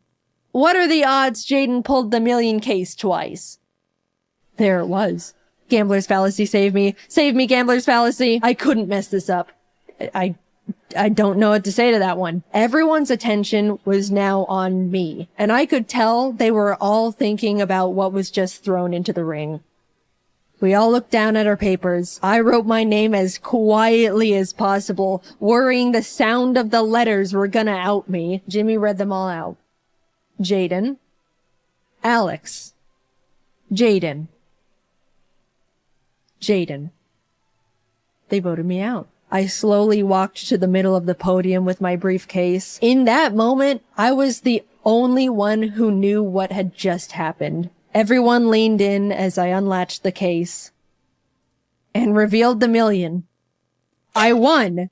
Confetti cannons blasted. Everyone immediately started congratulating me. All the eliminated contestants left in the green room ran out screaming and jumping around me in celebration. I started to tear up for some stupid emotional reason. So yeah, I won $1 million to give away to my subscribers. That is a Looney Tunes amount of money. First of all, top 5 all agreed that whoever won the million would give the other 4 $100K each to do something for their subscribers too. So a total of $400K will be going to Ludwig, Alex Botez, Amixem, and Nick DeGiovanni. With the remaining $600K, I decided to put it towards paying for as many people's art degrees as possible. It's really scary going into the art field right now between the animation industry hitting their rough patches, AI threatening to take artist jobs. The overall career path is extremely intimidating and difficult to break into. I'd really like to encourage and make it easier for some of the up-and-coming artists by being able to send them through art school stress-free. I have no idea how to set it all up, but I'm currently working with as many qualified people as I have available to me to make it happen. As my and Mr. Beast's team figures it out, I'll keep you all updated through my Twitter. We'll get it sorted. I entered the Mr. Beast cube ready to just talk to my friends and screw up in the first challenge, but instead I was isolated from the world for 48 hours, watched my peers fall one by one in front of me, and left with $1 million for my subscribers. Thank you, Carl, for inviting me. Thank you to all my friends who made the cube so much more enjoyable. Thank you, Mr. Beast, for creating this incredible opportunity I can now use to support artists. Despite being put through cube trenches, I had a really great time. And of course, huge thanks to the Beast crew for making it all happen. It was something I'll never forget or experience ever again. Hopefully. If you're an artist currently enrolled in art school and are hoping to have some of your tuition paid for with the cube winnings, you can now apply through the form I'll have linked in the description and the comments of this video. The form will be available for a week starting the day this video is uploaded, so be sure to check the calendar and apply before it's closed. I assume there's gonna be a huge amount of applications we have to go through, so expect a few months wait before we announce the winners. Thank you for your patience. I'm not sure how many people we can financially help out because everyone's tuition will be vastly different, but I'm looking forward to going through your portfolios and hearing your stories. Thanks for watching, and thank you to my team for dropping everything to work on this sudden video jump scare. Alright, until next time, bye-bye. Remember when Pokemon sent me every single one of their Gen 5 sitting cuties for me to rank? Turns out they really liked that video. So much, in fact, that they said, "Hey Jaiden, awesome video. Why don't you come to Japan to watch the Pokemon 2023 World Championships?" Our treat. You won't have to pay for your flights or hotel or nothing. I've been to Japan once before in my entire life, and it was back in 2018 with my family. We did a bunch of fun little Japanese tourist things. It was a phenomenal trip, but ever since then, I've always wanted to go back and do all the awesome nerdy stuff Japan has to offer that I didn't want to bother my family with. At the time, they didn't even know who Luffy was. They would have been so lost. So when Pokemon extended their hand and offered to fly not only me, but Jacob out to attend the biggest Pokemon tournament in the world, I jumped for joy. Free trip to Japan! The tournament was only going on for a single weekend, but Jacob and I planned to stay there for 3 whole weeks to do a bunch of said extra nerdy stuff. We were pumped. Eventually the time came, Jacob and I were packing up all our stuff, and decided we both would bring an extra suitcase so we could treat ourselves a bit and buy a bunch of cool stuff while we're there. Don't judge us, we're anime and Nintendo loving impulse buyers going to Japan. A game plan was needed. We were being responsible. 2 extra suitcases was definitely gonna be enough. Yep. Equipped with our extra luggage, we headed off to the airport. Pokemon straight up gave us business class seats. We didn't ask for them or anything. So when we boarded, we realized we had the seats where you could lay down. There even was some sort of seat divider that acted like a car window, so I could roll it down and bother Jacob whenever I wanted. Quick little 11-hour flight later, and we were in Japan. It was time to have the best trip of our lives. I'm not joking. I had the most incredible trip and got to do things I won't ever forget. And I won't, because I've now plastered it onto the internet forever. We landed midday Japan time, so we decided to go to the first thing we wanted to see while abroad.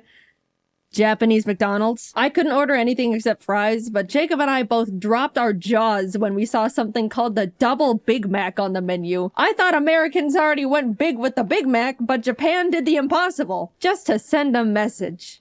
What a magical place. Let's begin with the next morning. Pokemon planned a bunch of cool stuff for the creators and partners they flew out, beginning with a group field trip to the Mega Tokyo Pokemon Center. Jacob and I woke up early for it and missed the bus they had for us.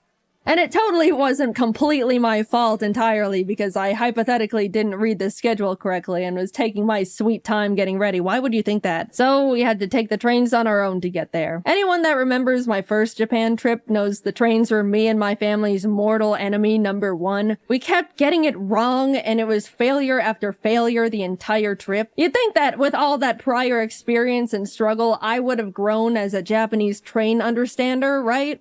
Nope, we got on the wrong train. But at least we were having a good time. After a lot of freaking out and mental strain and regrets, we finally arrived at our destination, and although by the time we got there they had already finished looking at the Pokemon Center, we were able to grab a quick snack with the group at the Pokemon Sweets Cafe. I meant to take a picture of the Pikachu waffle before I ate half its cranium, but I forgot, so this is what you get. Now that we were with the group, we were able to travel with them for the rest of the day, so we packed into the bus and headed off to a traditional tea ceremony where we were taught all about how the tea masters would make tea and tea etiquette and all these things about the significance of tea in Japanese culture, all while getting to taste the tea master made. Again, I meant to take this picture before I took a chunk out of the little sweet they gave us, but here we are yet again. I'm just not that great at this. They also served us a really special lunch of super fancy bento boxes, like so fancy that the host was like, dude, I've never even had these bento boxes before. I was super excited, but I don't mean to be ungrateful or wasteful, but the box was full of super fancy, complicated fish and seafood. I knew going to Japan I'd have to be flexible with food because it's really hard to be vegan or even vegetarian there, so I really tried to eat as much as possible and look thankful. But yeah, I struggled a lot. But I still had a great time and it was an honor. We were dropped off at the Yokohama Chinatown and left to explore a bit until dinner in a few hours. Everyone separated into groups and Jacob, Stefan, the guy that sent me all the sitting cuties, you guys remember him, the guy named Steve, and I went and pursued the street food a bit before stumbling into a little arcade with a bunch of crane machines. I got this silly little bear minifigure. His name is Chico, so I decided to innocently carry him around in my pocket for the entirety of the trip. You know, because he was silly. This single action severely changed the course of my mental stability going forward. You'll see soon enough. But look at these cute photos I got with them. We had a great dinner, headed back to the hotel, got to hang out with our good old Pokemon rival Jan a bit, and called it a night. The next day we all got to do some private shopping at the Pokemon World's pop-up shop. I'll just say we bought way too much stuff that we also don't regret in the slightest. I even got this video of Jacob grabbing more and more sitting cuties as the workers kept reorganizing them to keep the display looking perfect. We walked out of there with 3 giant bags of stuff. But it's okay because remember, we anticipated this with our extra suitcases, which I am starting to wonder if they are going to be enough, but surely we will come down. We were then all taken to the creatures' offices. You know, just the place where they make Pokemon cards. It was gorgeous in there. They had these awesome sculptures of giant Pokemon cards with crystals, and all the walls were lined with 3D card art. It felt like I was in a building with a lot of significance. Because I was. We got a tour around the building, met the TCG card testers, and were able to ask them questions about their process. Even got to have a little Q&A session with Atsushi Nagashima, the game director of the Pokemon TCG. It was funny, one of the people in our group asked how they chose which Pokemon to make cards for. A good question. And then followed it up with, I really like Mantike, but there's only 2 Mantike cards that exist. And the assistant pulled up a list of all the Pokemon Mantike cards that have ever been created. And sure enough, there were only 2. The director chuckled and was essentially like, yeah, sometimes Pokemon get lost in the cracks. We kind of just make cards of Pokemon I like. For example, my favorite Pokemon is Gengar. And you know what? That actually makes a lot of sense. Also, we were able to have a Q&A session with the Pokemon card art director and 3 artists who actually draw art for the cards. That was super interesting, and I was so incredibly inspired by that discussion. But you know those Pokemon cards with the super cute clay art? That artist's name is Yuka Mori, and she was in that panel. I was so starstruck. Those are some of my favorite Pokemon cards. And not only that, but she hosted a little workshop for us where she gave us clay and taught us how to make little clay Magnemites like in this card here. Speaking of this card, she brought the actual original Magnemite for us to see. That was by far the coolest thing that I've ever gotten to be a part of. We got to meet a piece of genuine history. I felt like I was meeting the president. Also, here's me and Jacob's Magnemites that we made. Day 3 of our little Pokemon field trip, and we were taken to another Pokemon Center. This time in Shibuya, which was also right across from a Nintendo store. It was like a bullet was shot through our credit cards. In the shopping center, I saw a little gacha machine with little miniature Chiikawa plushes. I was only interested in getting Chiikawa, but I decided to test my luck anyway. And I got him first try! Now I had 2 of them. Yes, the original was still in my pocket. You can safely assume he is in my pocket for the entirety of this video. I've got pictures to prove it. Jacob snapped this awesome picture of the Chiikawa brain rot taking over. When we were looking around in the Shonen Jump shop, a little Japanese boy pointed at Jacob and went, "Sanji-san," before his mother quickly yanked him away, and I still to this day laugh at that interaction. Poor kid saw his first blonde guy in real life and immediately thought it was Sanji. Later that day, we also got to attend the Pokemon Symphony, where a live orchestra played Pokemon songs, and it was absolutely incredible. Video game orchestras are so cool. It always tugs on my heartstrings to see video game music transformed into such a beautiful new art form. Highly recommend attending one if you have any favorite games or franchises. On to the first day of Worlds. It was exciting. People flooded into the venue. We watched the opening ceremony in the crowd. Just wow. This is the whole reason why we're here. We went back to shopping. Look at this cute little Chiikawa book I found in a nearby bookstore. At this point, we were absolutely pushing it in terms of luggage space, and we were day 4 into a 2.5-week trip. Our shopping sprees until this point were very not frugal, so we cut our losses and bought 2 extra giant suitcases to fit everything better. Okay, we knew we were gonna need extra suitcases. Getting a few extra couldn't hurt. Look, the flights were paid for. We were still saving money at this point, I think. That's my rationalization. I'm going with that. Also in the mall were tons of Pokemon monitors straight up playing the World Championships. TCG, Pokemon Go, VGC. Japan treated Worlds like it was the Super Bowl. And it was just so cool to see one of my main interests so culturally celebrated. People of all ages would stop by to watch for a bit before going back to their shopping. I can't explain it, but it just made me very happy. We even got to see Wolfie live on the monitors. How'd he do? He did great. Don't worry about it. Nothing happened. Look, we were just happy to see our friend on the Pokeball screen. Proud of you, Wolfie. You're so cool. The second day of Worlds was hype. So hype that we left Yokohama and flew to Osaka. I haven't mentioned it yet, but we actually got tickets to see the one and only Hatsune Miku live in concert. The real ones know how huge that is for me. I want to talk about how life-changing that was, but I'm gonna make a whole separate video about that experience I'll be posting next. All I'm gonna say is it was the best day of my entire life. By a lot. Subscribe now before you miss it, just saying. I will mention, we did have to take the train to get back later that night, and got super lost again.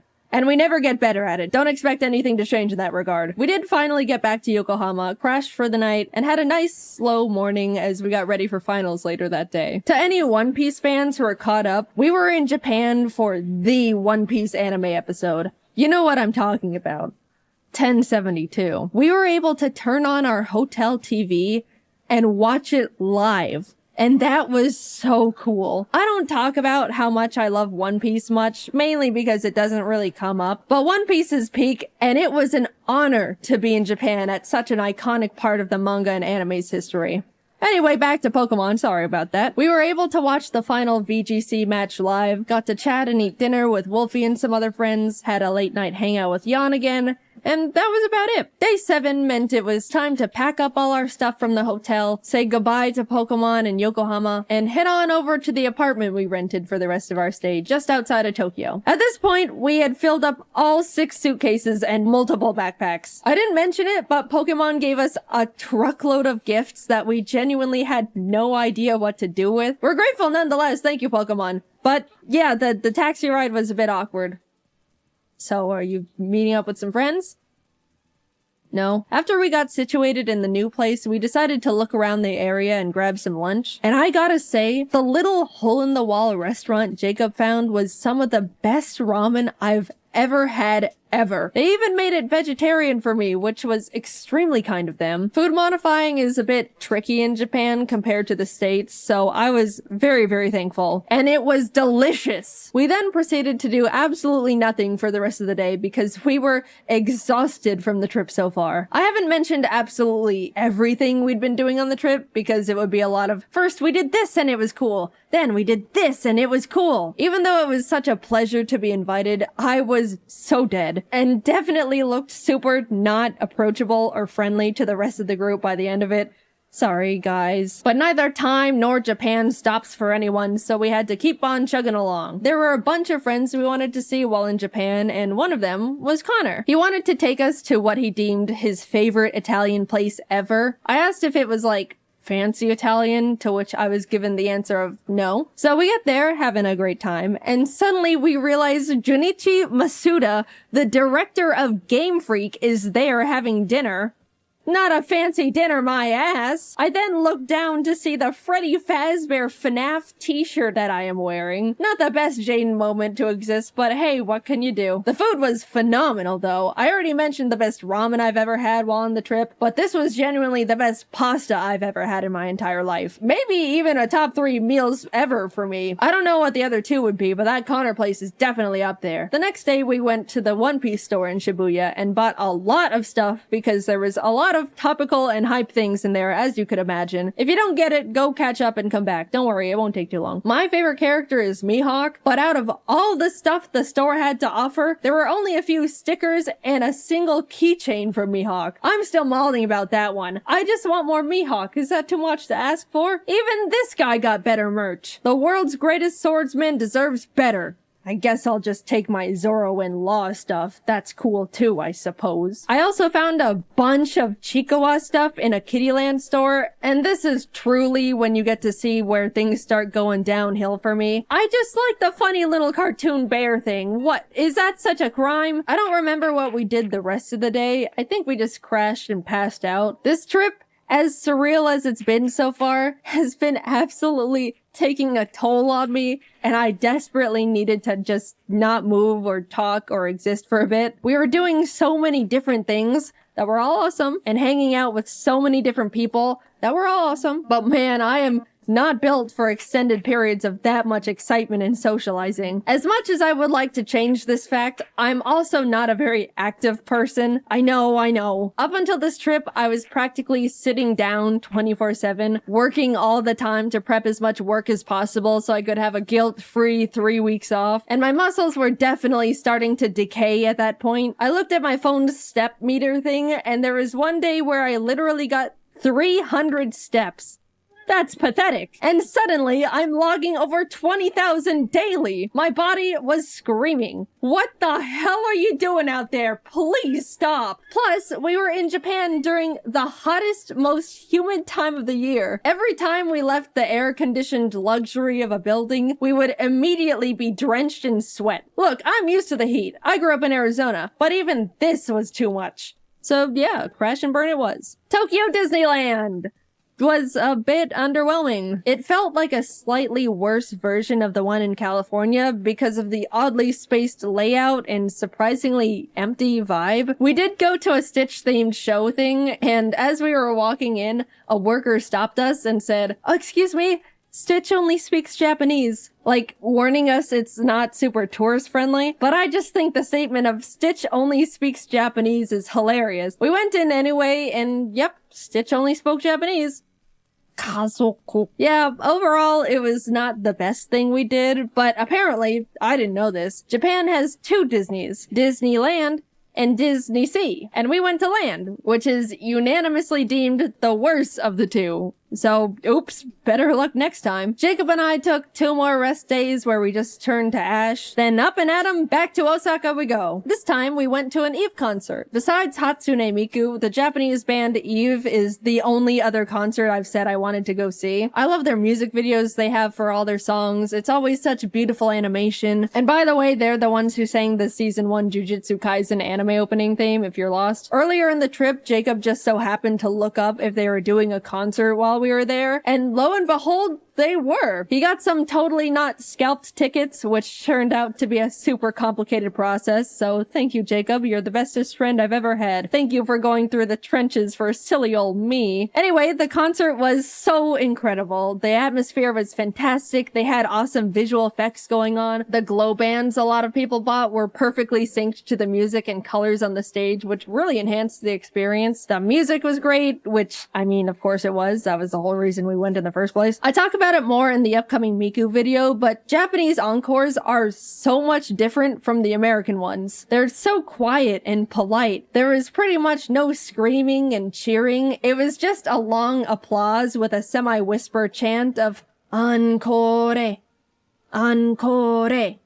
And they also made us wait like 5 minutes for them to come back out. My hands were getting itchy just from clapping so much. That's how long it took. And then when they finally came out, they ended up doing like 5 extra songs. I mean, I'm not complaining, but after the 4th time thinking, man, that was a great last extra song. Well, time to head home.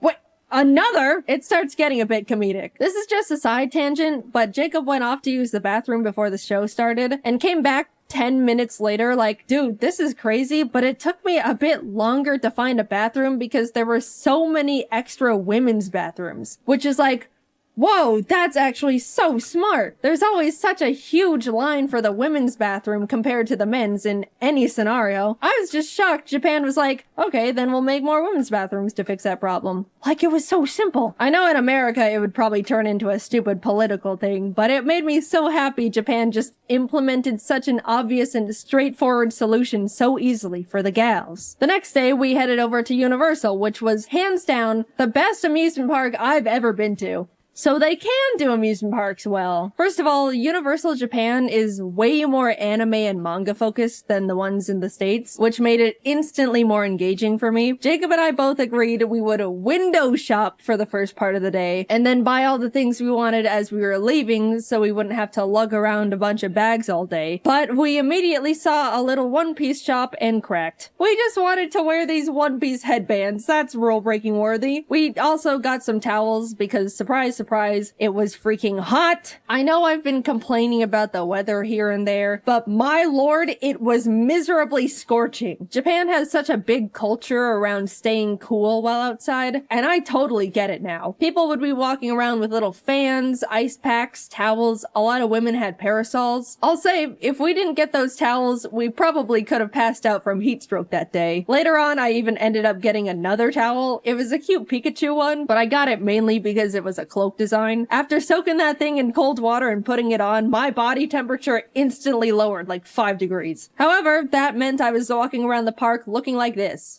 Back to the awesome stuff. We did a bunch of attractions like watch a fun 4D Jujutsu Kaisen show where the seats move around, went on a super cool 3D VR Spider-Man ride. We tried to cool down by going on a Minions thing called Freeze Ray Sliders that claimed to cool riders down with a blast of chilled mist from a giant freeze ray. But we got on and absolutely did not even touch a drop of the mist because it never ended up getting in range of our cart. That felt like an actual tragedy at the time. There were a few big roller coasters we wanted to go on, but I get super motion sick and forgot to bring nausea medicine, so no roller coasters for us, but I shall return one day. The park, of course, had a bunch of cool themed restaurants, one of them being a super cool One Piece restaurant. Did I mention I like One Piece? There also was a special Sanji one, but we didn't know you needed a reservation, so phooey. It was awesome though. I love One Piece. After a few hours of rides and being broiled alive, we decided to fully cool off by going on the Jurassic Park ride. That's just giant splash mountain with dinosaurs. We cooked in line for probably a solid hour, and as soon as we were literally stepping foot inside the ride,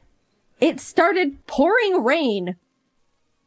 Now that's just not fair. I don't even understand how that happened, but whatever. We started buying all the stuff we window shopped for as we waited for the One Piece live show to begin. Again, please refrain from judging. I am being vulnerable and open here. By the way, as we were walking around, we stumbled onto a little Mario-themed show just out in a courtyard area. They played some fun little custom songs and had all these dancers alongside the mascots. And then out of nowhere, they started absolutely blasting the crowd with like gallons of water. I didn't even see it coming. It was like firefighters showed up to put out a giant fire, except the fire was a bunch of Japanese people. The time came and we got to file in for the special One Piece live show, and even though Jacob and I didn't understand a single part of it because it was all in Japanese, it was awesome, and the costume design was phenomenal. It was a bit unfortunate though, because the seats were all in like a half circle formation around the stage. As much as they tried to make the show enjoyable from all angles, it was pretty hard to see the main things going on in the center. My only true complaint though is that Zoro didn't come to our side at all. All the other characters rotated around so we could see them, but Zoro only did it at the very end to take a bow. Also, Mihawk being included would have been nice, but it's okay. By the time we got to enter Nintendo Land, it was like 9 p.m. We got up at 6 a.m. by the way, so we pretty much just rode the Yoshi's Island ride they don't have in the States and headed home because that's all the energy we had left. But even just seeing that, it was miles better than the one in the States. Also, we picked up a little dinner at the 7-Eleven near our hotel. 7-Eleven is actually awesome in Japan, by the way. And they had a few little Chicoa plushie keychains, and I bought them.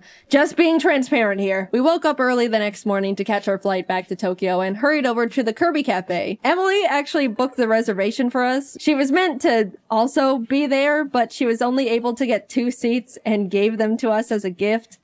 Emily, I will always be indebted to you for your sacrifice. The cafe itself was so well decorated with all these little Kirby things, and the menu was adorable. I got the star curry and a magical little fruity drink with a Kirby marshmallow that triggered my cute aggression. Jacob got the pizza and a Kirby burger, but since he made modifications, the staff asked him to not post a picture of the burger to the public. Like, they didn't know he was a content creator or anything. I guess they just didn't want the public to see a naked Kirby burger. We also both got desserts. I already decided I was gonna consume the Kirby. The presentation was beautiful. It was literal art on a plate. Taste-wise, it was decent. The body was some sort of gelatin, which I wasn't too crazy about, but the rest was super tasty. I did my best, but he ended up looking like he was in a horrific accident when I threw in the towel. The cafe also has a special little private store connected to it. And yeah, what you expect happened definitely happened. We left with full bellies and bags, continued to look around the shopping center the cafe was connected to, and ended up walking into a gacha store. I am about to be very vulnerable with you here. This is one of the lowest points of my entire life. Please don't think too much less of me after what happened in that gacha store. So I walk in, spot Chiikawa, beeline it to the machine, obviously. Like I mentioned before, I'm only interested in Chiikawa, so I was only playing for him. But by the cursed luck of the gacha gods, I just could not get him. I was going back and forth between the machine and the coin exchange, getting multiples of every other little guy, but no Chiikawa. I could feel the workers' glances at me, probably because the desk they were standing behind was right next to the machine I was grinding. But after way too much money, he dropped. I got my well-earned, horribly priced at that point, Chiikawa. I then started looking at all the other machines, putting some coins in a few here and there, until I stopped at one that had a line of animals playing band instruments. They were very silly, but there was a little pigeon holding up cymbals, and I really wanted to get him for Jordan and Kelsey. In went the coins. Tiger, elephant, fox. It was happening again. Everything except the one I wanted. Which I know more or less that's the luck with gachas, but it was getting to the point where I was getting surprised the pigeon was dodging me as much as it was. Surely the next one. What? Eventually, I had to go back to the coin exchange, and as I was about to put in more money, I saw out of the corner of my eye one of the workers peek out and take a look in horror at all the gachapons that were sitting at the top of my bag. They then raised up their hand and said something in Japanese while shaking their head, and I knew in my heart I was being cut off. No, please. I can stop whenever. Just a few more hits and I'm done. The pigeon is next. I can feel it. Why do you look afraid? What's under the desk? I got kicked out of a gacha store. I had hit an all-time low. I told my friends and they said they probably just thought I was gonna try and resell them, but I don't even know if that would even make it sound better, knowing I was getting so many that they thought I was robbing them blind. I just wanted my little Chiikawa and pigeon with symbols. We made dinner plans that night with a friend and we were just about to grab a taxi and head back to freshen up, but Jacob and I caught sight of a fun anime and goodies shop. Who do we think we are? People with self-control? We'll make it quick! We rushed in and split up for optimization. As I was looking around, I saw it.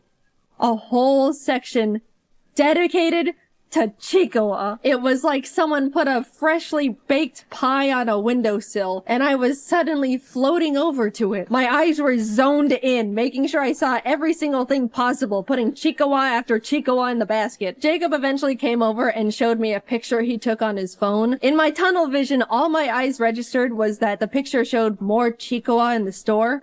I immediately went feral. Where? Jacob's eyebrows went up in surprise and maybe a bit of fear. And as I looked at the photo again, I realized Jacob wasn't showing me a picture of a different Chiikawa section. He was showing me a picture of me at the current Chiikawa section I was standing in because he thought it was funny. And in my Chiikawa brain rot, I didn't even register I was in the picture. I just saw more Chiikawa and went obsessive.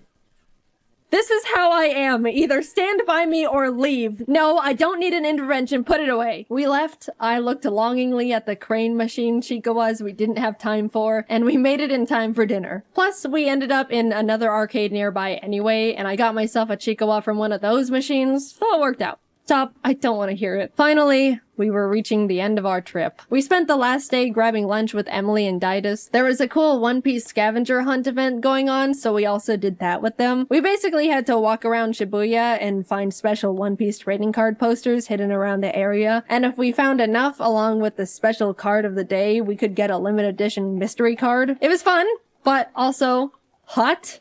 And all my clothes were sticking to my body. Didus generously let me borrow his umbrella, and I jumped for joy as he showed me it was coincidentally Chiikawa themed. I don't know what's wrong with me. All I know is that bear makes me happy. We spent a few hours completing the scavenger hunt, got our special cards, and bid them farewell. Always good to see you guys. Bye-bye. I accidentally stole Didus' umbrella. It looked so calculated. They knew how much I was obsessed with Chiikawa. They'd been watching my Instagram stories. Follow if you want to see brain rot in real time. Emily, I have the Chiikawa umbrella. I didn't mean to steal it. I promise. It's not what it looks like.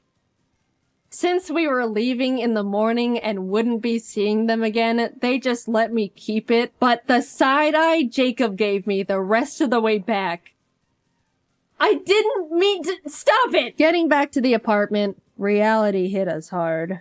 We needed just a few more suitcases.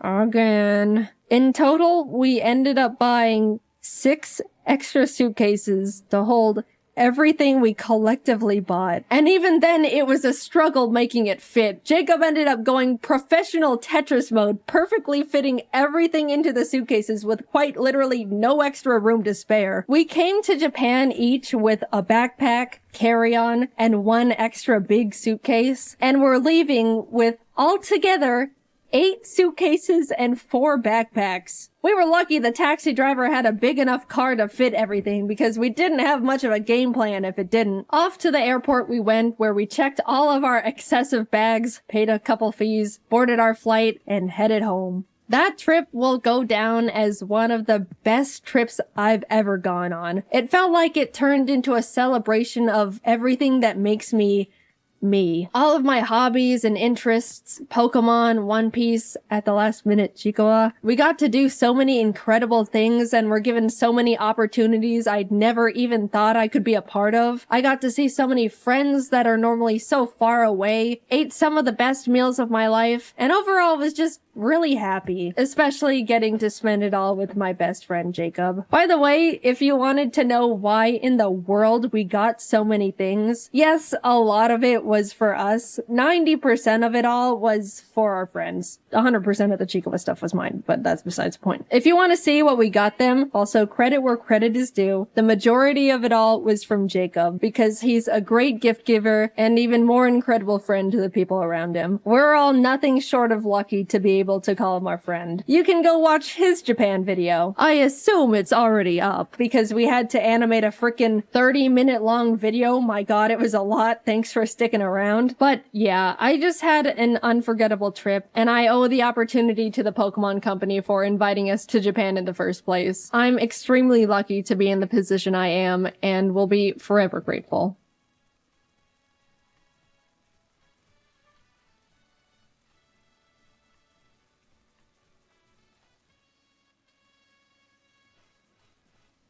Music is a huge part of our society. It brings people together, lets you express yourself in new and creative ways, can even help you get through tough times. Personally, for me, I don't get it. I'm sorry. I've honestly never been a big music person. I know, throw me into a volcano. I would just rather watch YouTube videos. I don't know. I like the constant flashing colors and pictures, I think. Like, I don't hate music. For the most part, I could honestly listen to anything, but that's kinda it, you know? Nothing stands out to me and I don't go out of my way to listen to it. If anyone out there is like me, you understand the pain of when a conversation starts turning towards the topic of music. You know exactly what's coming, and you're helpless to stop it. There's nothing you can do. It's already in motion. The person you're talking to opens their mouth and you wince as they say it.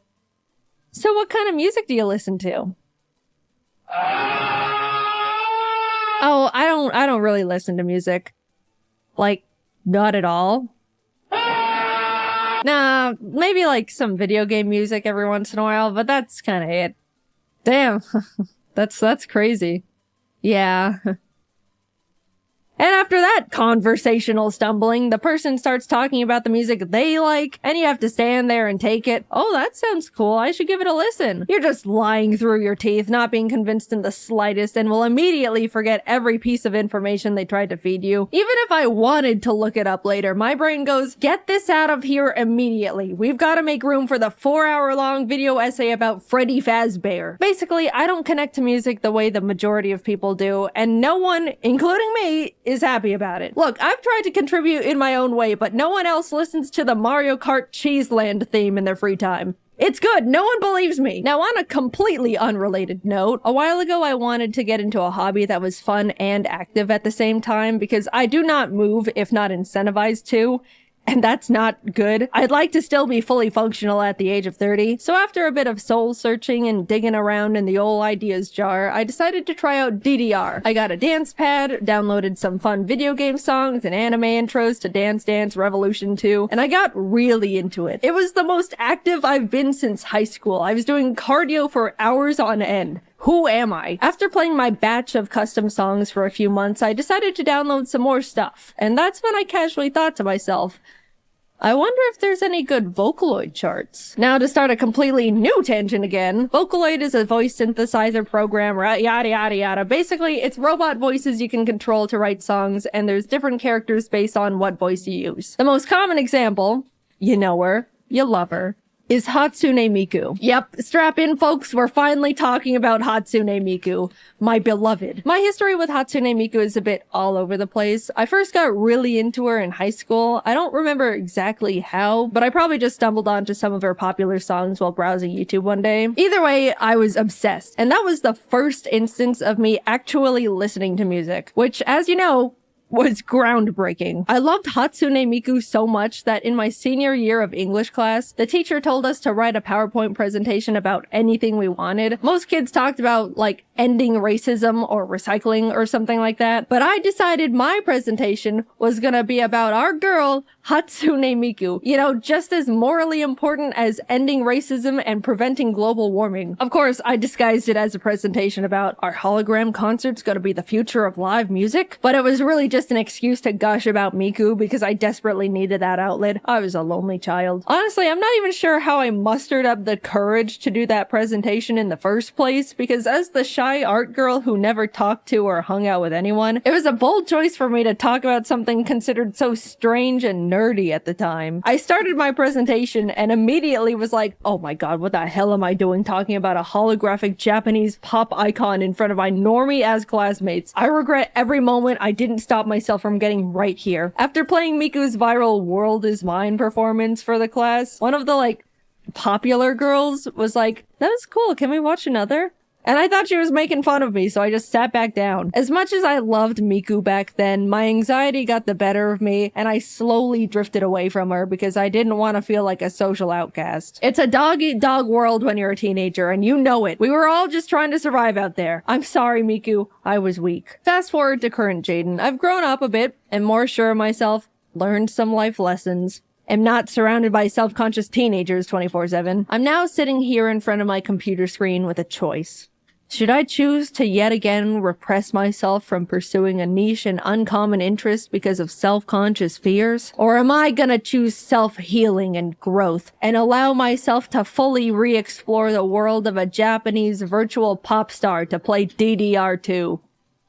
Crank up that Miku. I started downloading songs I listened to years ago, found some new ones. I was exploring and already getting more and more into the music I chose to leave behind out of fear years ago. I was flourishing. And that's how it began. I didn't know it back then, but this was the first step of a hyperfixation like no other I've experienced. Hatsune Miku was showing me the ways of truly enjoying music. I was playing her whenever I was in the car, consistently looking up new songs and artists to add to my playlist, even listening to her while I work or play video games, which I pretty much never did. My world was changing.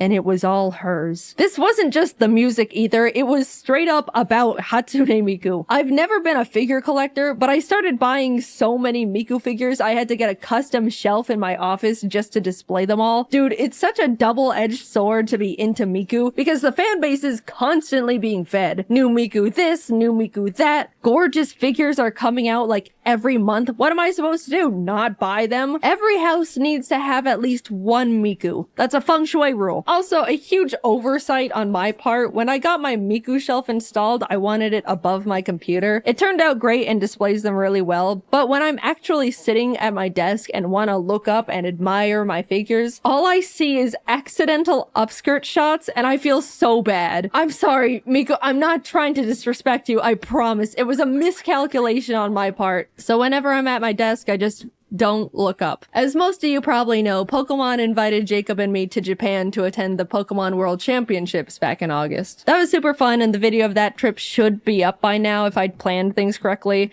If not, then oops. But Worlds also just so happened to overlap with Magical Mirai, also known as one of the biggest Hatsune Miku expos and concerts ever. We had to go. Since getting super into Miku, it became one of my biggest dreams to see her live in concert. Who knows if we'd ever get this perfect of an opportunity again? What if she invites me backstage and we became friends? I immediately tried to get tickets, but couldn't figure out how the Japanese ticket system worked, so Emily ended up having to help me out. She was also the one who told me about the concert in the first place, so thank you, Emily, my hero, my savior. We got tickets, but not actually, because if you don't know, the way Japan does most of their online ticket systems is through a gacha. Yeah, random lottery. No matter how much money I was willing to hypothetically spend to get these tickets, at the end of the day, we were all just like those little numbered balls in that bingo spinner thing. Months pass as I eagerly await our fate. Then the email pops up in my inbox. I click it, scanning it way too quickly to understand any of the contents until my eyes catch it. Successfully obtained tickets. We're gonna see Miku! Suddenly life had color again. This is what living feels like. Air tasted more pure. The sun was smiling, beaming even. I smiled back for the first time. Something smelled like toast. You have no idea how excited I was. I don't even understand why I love Hatsune Miku as much as I do, but she has become one of the pillars of my being. Let's jump to the day of the concert. Jacob and I are in Japan and are just about to arrive at the convention center. I remember looking out the window of the taxi, getting so excited to see people wearing their Miku shirts and kimonos, and they had Miku bags. I felt like I was finally around my people. We get there, walk into the convention center, and a blast of Hatsune Miku hits us. Giant Miku statues and posters, booths stocked with Miku merchandise, almost everyone dressed head to toe in Miku clothes. I saw people with Hatsune Miku suitcases to hold all the Miku things they were buying. I immediately wanted to run around and look at everything all at once. There were multiple times where Jacob lost me because I just started walking off in different directions like a Miku moth. We spent a few hours looking around and buying things.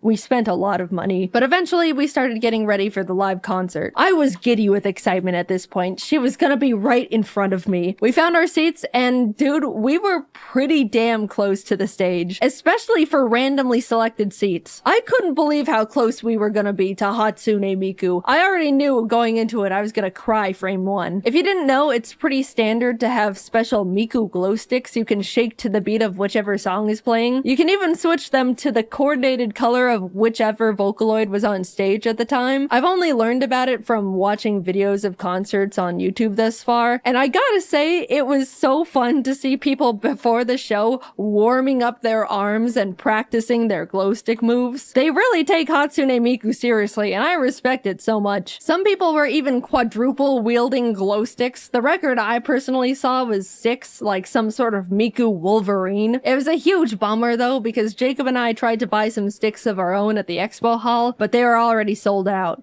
so we didn't have any. And it was kind of embarrassing. Soon enough, the Miku songs the venue was playing started getting louder, and the house lights dimmed. And man, seeing the lights turn down and the teal glow of all the sticks emanating together to light up the room, honestly, it made me tear up. I don't even think I realized how much I loved Hatsune Miku until that moment. Being completely surrounded by people who love her just as much and more than I do. This is what it's like to be into music, isn't it? To experience these moments being completely engulfed in a community, all connected by a single art. I get it now. It's beautiful. The room glowed Miku blue and everyone was cheering and shaking their glow sticks, anticipating her appearance. All the Vocaloids were introduced one by one with text on the hologram screen. Meiko, Luka, Kaito, Kagamine Rin, and Len. And then Hatsune Miku. The crowd went ballistic. I could already feel myself holding back tears. A little digital poof explosion goes off, and there she was. Right in front of us. She started singing and Jacob and I were cheering and bouncing with the rest of the crowd. By the time she got a couple songs in, Jacob and I were definitely feeling left out for not having the glow sticks to shake. So we pulled out our Miku plushes to use in place of them, and that felt much better. By the end of the concert, Jacob was even dual wielding Mikus. After a few songs, Miku disappeared and the other Vocaloids played some of their songs. I honestly don't know them as well, so I wasn't too familiar with most of the songs they all played, but I was having a great time nonetheless. It was nice to not be fighting tears the whole time anymore as well. Then Miku came back and the concert continued on, and we learned some real nice glow stick moves, replaced with our Miku plushes, of course. There's the classic arm cheer on beat, the on beat off beat, the building cheer on to beat, even throw in the advanced building cheer on to double beat with a height. I'll say it, doing all those glow stick movements was honestly a really crazy arm workout. Like, we were working biceps and shoulders for 2 hours straight. Imagine Beat Saber, but higher up in the posture with almost no breaks. And if you don't commit, then Hatsune Miku thinks you hate her. I wanted to mention that in Vocaloid concerts, obviously they have a recording of the vocals because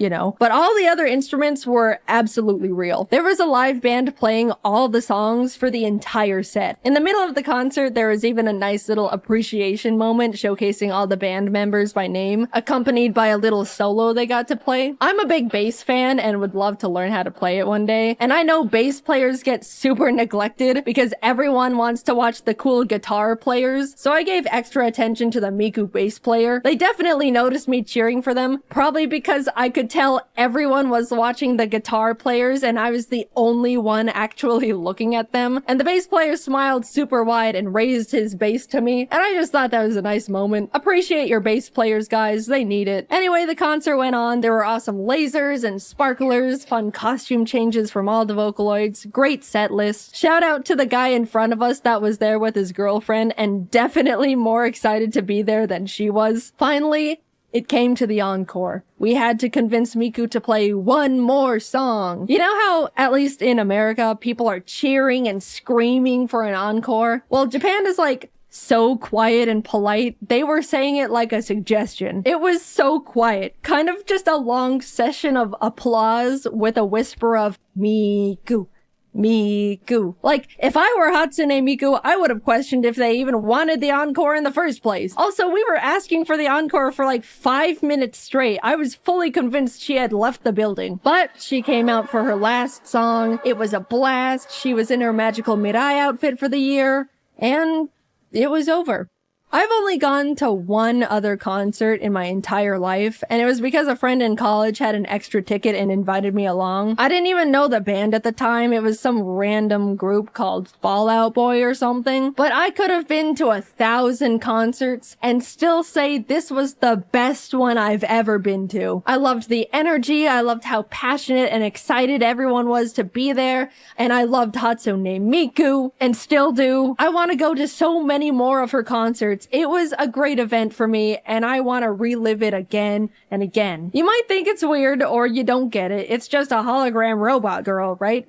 That's totally fine. If you can't find it in Vocaloid, I hope everyone has the opportunity to connect with or find a community to enjoy like I have with Hatsune Miku, because moments like that concert are so incredible and I feel so lucky to have been there. I just want everyone to experience something like that in their lifetime. Getting into Vocaloid can be a bit intimidating, so for anyone that wants to give Miku a try or is just looking for a playlist of some of my favorite Vocaloid songs, I'm putting a link to a Miku playlist I've made and actively listened to in the description and probably the comments too. If I can convert at least a few people into Miku fans, that's a win in my book. I hope you enjoy. I am off to apply for more tickets to another Miku concert. Bye-bye.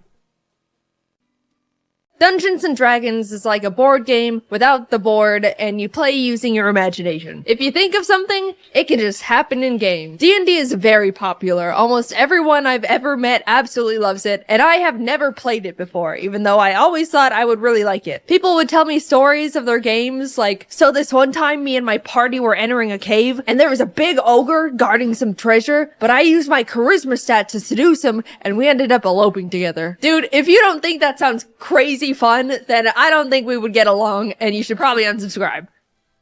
But if you do think that sounds fun, then hey. Sorry, I've never done that before. It felt weird. I decided to reach out to Charlie, aka Slimesicle, aka Charlie Slimesicle, because he's super into D&D, and we ended up forming a little group of me, Alpharad, Ronbu as the players, and Charlie as the Dungeon Master, which is like the game organizer slash manager slash god. We all created our characters, and into the world we were teleported. The clouds part over a vast, lush forest. In it, a giant ancient oak tree can be found looming over all the other trees. The inside has been hollowed out, and a sign hangs on the side reading Old Oak Inn. Inside, many creatures of various origins are relaxing, drinking, socializing, but one stands out. A cat, equipped with various instruments, sits at a table, leaning over their cup of milk and scanning the room. They spot a dragonborn drinking at the bar, alone, seemingly pondering life. From the other end of the bar, a man in a suit approaches the dragon and starts a casual conversation. Do you know Mark? No, I don't. Who are you? I'm Paul. I'm an assistant manager at Ye Old Mart of Wall. 43 years old. My wife passed away during childbirth. My parents died. And my only child, Paul Jr., Ran away at age 6. I'm living a deadbeat life, not even able to go up in the corporate ladder because my manager, Mark, prevents me from doing so. So here I am, drinking away my woes.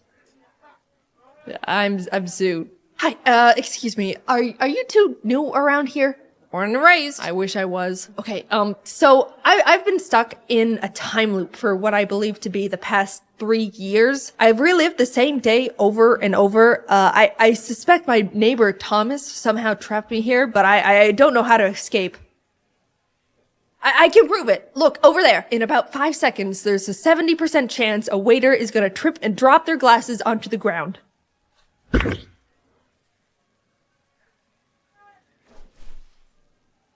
Well, alright, it's a bit impressive, but, like, it's gonna take a bit more convincing because that wasn't all that. Suddenly, a sheep crashes through the tavern windows and starts rampaging around the inn. It's going straight up crazy, knocking over tables, knocking over people. Paul mentions it's got something in its mouth, and the sheep immediately stops and runs straight up to him. As Paul takes what seems to be a scroll out of the sheep's mouth, Zoot whips out their mace in an attempt to pepper spray the sheep, but slips on a puddle of rum and accidentally sprays Paul, who just is disappointed at this point. The three open the scroll, and Zoot, recognizing it's a speak with animals spell, translates it, casting a huge shockwave and blasting everything in its radius. Hello? Can you understand me now? Why the f did you try to spray me with mace? Zoot and the sheep start bickering as Paul and Tholomew just stare at them. Just forget it. I'm no ordinary sheep. I used to be human and was cursed into a sheep's body. My name is Luop, and I need your help becoming human again. Please. Alright, Lop. Well, it's Luop. Come on, guys, let's go. And for some reason, they all went along with it, still not understanding what the hell is going on. Maybe, they both thought, they could find their arch enemies, Mark and Thompson, along the way. The group is walking through the woods. Tholomew is very on edge, feeling like something isn't quite right. The tree line is shifting in unnatural ways. Oak trees are turning into birch. The bushes are rustling. Zoot spots various random animals along the path and picks up a turtle, which they add to their inventory. Paul tries to pocket a turtle of his own, but it turns out to be a rock, and is then mauled by a cougar. He ends up unharmed, though his adventure suit he changed into is now ruined. Zoot feels bad about Paul not getting a turtle, so they offer to let Paul name theirs, to which he chooses Paul Jr. They eventually reach a clearing with a large stone outcrop covered in engraved shifting runes. Carved into a stone is a large bronze door with a face on it. Hello! You should try to impress it. Oh, okay.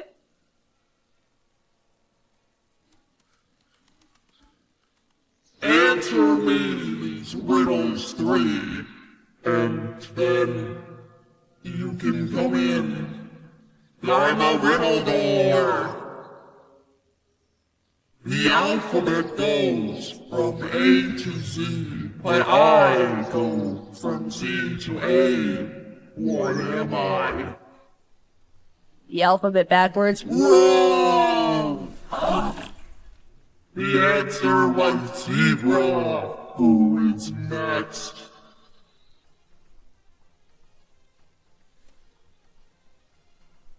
I move without wings, between silken strings. I leave, as you may find, my substance behind.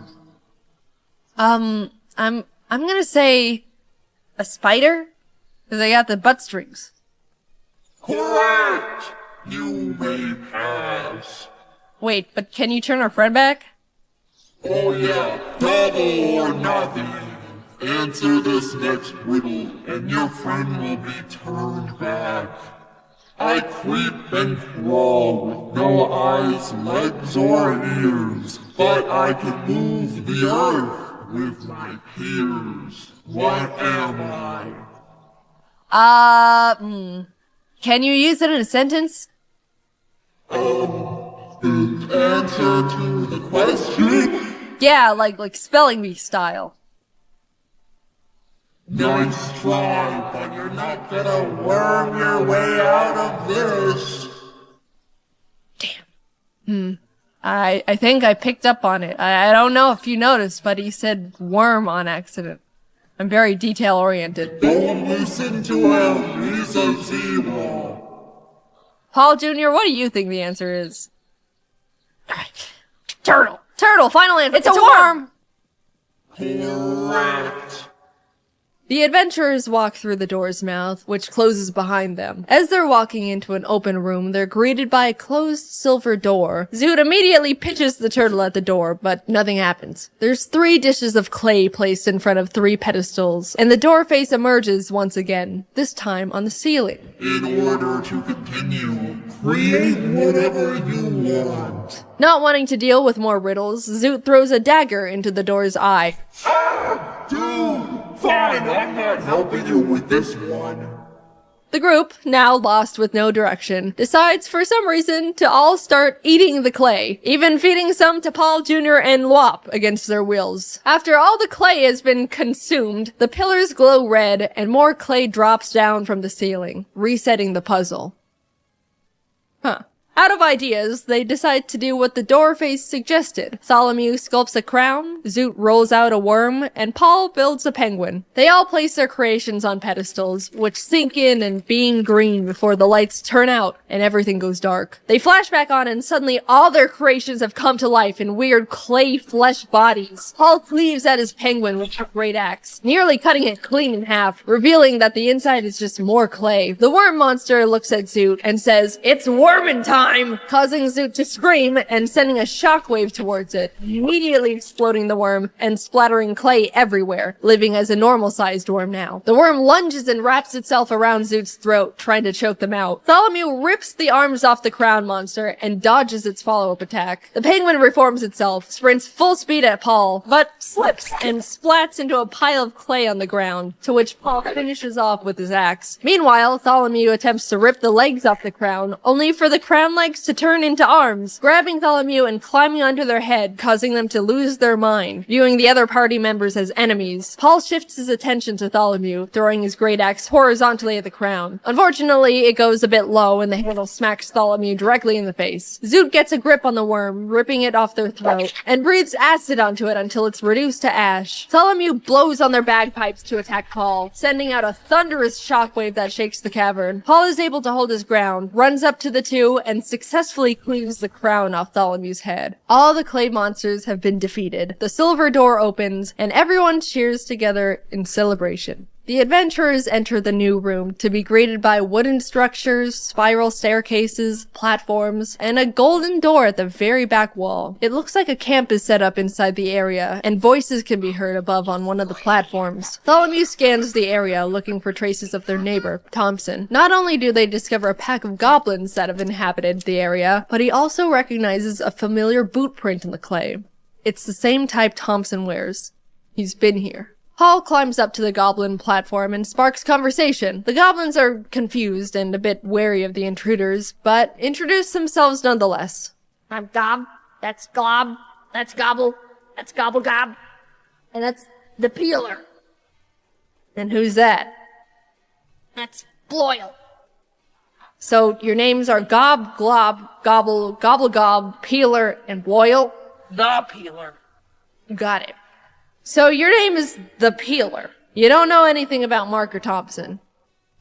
I only know about one thing. And that's peeling! Yeah! Great, there you go.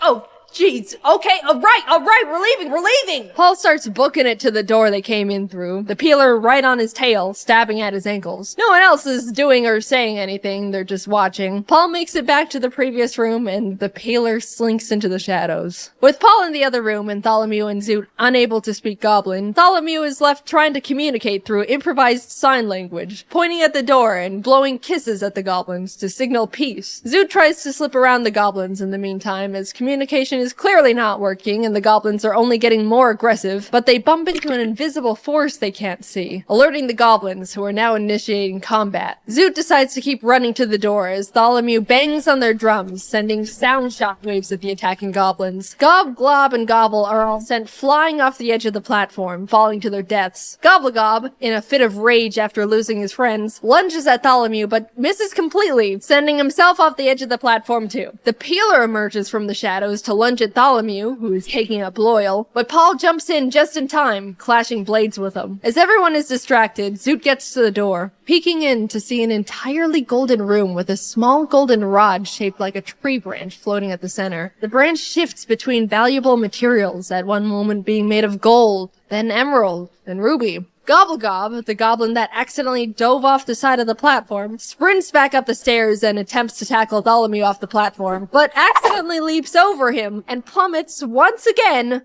over the edge, this time to his demise. Paul and Tholomew perform a clumsy team attack together and finish off the peeler, ending the battle, but because of the uncoordinated attack, Paul's axe is now peeled. They all hurry over to Zoot and enter the golden room together, trying to figure out how to get the artifact down. Zoot suggests they all toss Lop into the air to get it down, so Paul Solongi Bowser's the sheep into the air, but in the complete opposite direction. Tholomew quickly runs over and breaks his fall, and before Lop can say anything, they throw him again, this time hitting their target as they both fall to the ground. No one stops Lop's fall this time as he lays motionless on the floor. As Tholomew is healing up Lop, Zoot approaches the wand, only for it to be snatched by an invisible force. An unseen figure then reveals itself. Well, hey there, neighbor. Oh, and Paul. It's me, your good friend, Mark Thompson. Tholomew, you ruined my life, spreading false rumors about me. You said I cursed you, and now no one wants to talk to me. My wife and kids left me, everyone avoids me, so I spent years becoming a dark wizard, and I'm gonna have my revenge. What about me? And you, Paul? Anyway, yeah! You all are gonna be spending the rest of your lives here in this shifted sanctum. I'll be going now. Tholomew quickly casts Locate Object on the wand Mark is now holding and throws ink in the general direction, hoping to reveal where Mark is, but unfortunately it doesn't land. Zoot sprints in the direction Tholomew indicated and attempts to tackle the air. They make contact but bounce off of Mark's rock-solid beer gut, breaking the invisibility spell. Tholomew whips out their drums, slamming it with the intent to cast a Thunderwave at Mark, sending him flying from the impact. Zoot follows behind and shouts, "Depression!" casting a command spell on him. He stops in his tracks, facing Zoot, and says, "I'm so sad." Having never dealt with depression before, he pulls out a picture of his ex-wife and kids and just stares at it longingly. Paul and Tholomew see their chance to attack him and once again try to use an ultimate team attack. They grip Paul's peeled axe together and throw it in tandem at Mark. But once again, they mess up and Tholomew is accidentally sent flying with the axe as it pierces Mark's chest. Mark is unfazed, still wallowing in his depression, but Zoot sees this as an opportunity, casting Disguise Self and visually turning themselves into Mark's ex-wife. Ella, is that you? It is! Mark. Mark drops the photo and wand, sobbing, and slowly walks towards Zoot, who has their arms out, ready for his embrace. He grabs Zoot and pulls them close, tears streaming down his face. It's been so hard. It's okay. I'm here now.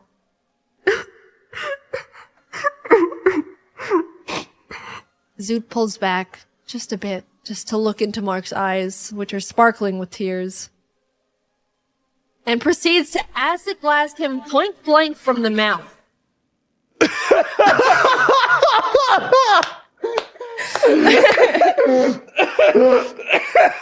Mark is heavily damaged but alive, snapping back to reality and throwing Paul's axe to the ground. If I can't have the wand, no one can! Paul picks up one part of his peeled axe. Looks like the manager position just opened up. He throws the axe and hits Mark, but doesn't kill him. He then picks up the other peeled axe part to throw as well, but it boomerangs around and hits him in the back of the head. Tholomew grabs the wand from the ground and points it at Mark. This is for everything. The low tax return, the restraining order, for moving in next to me.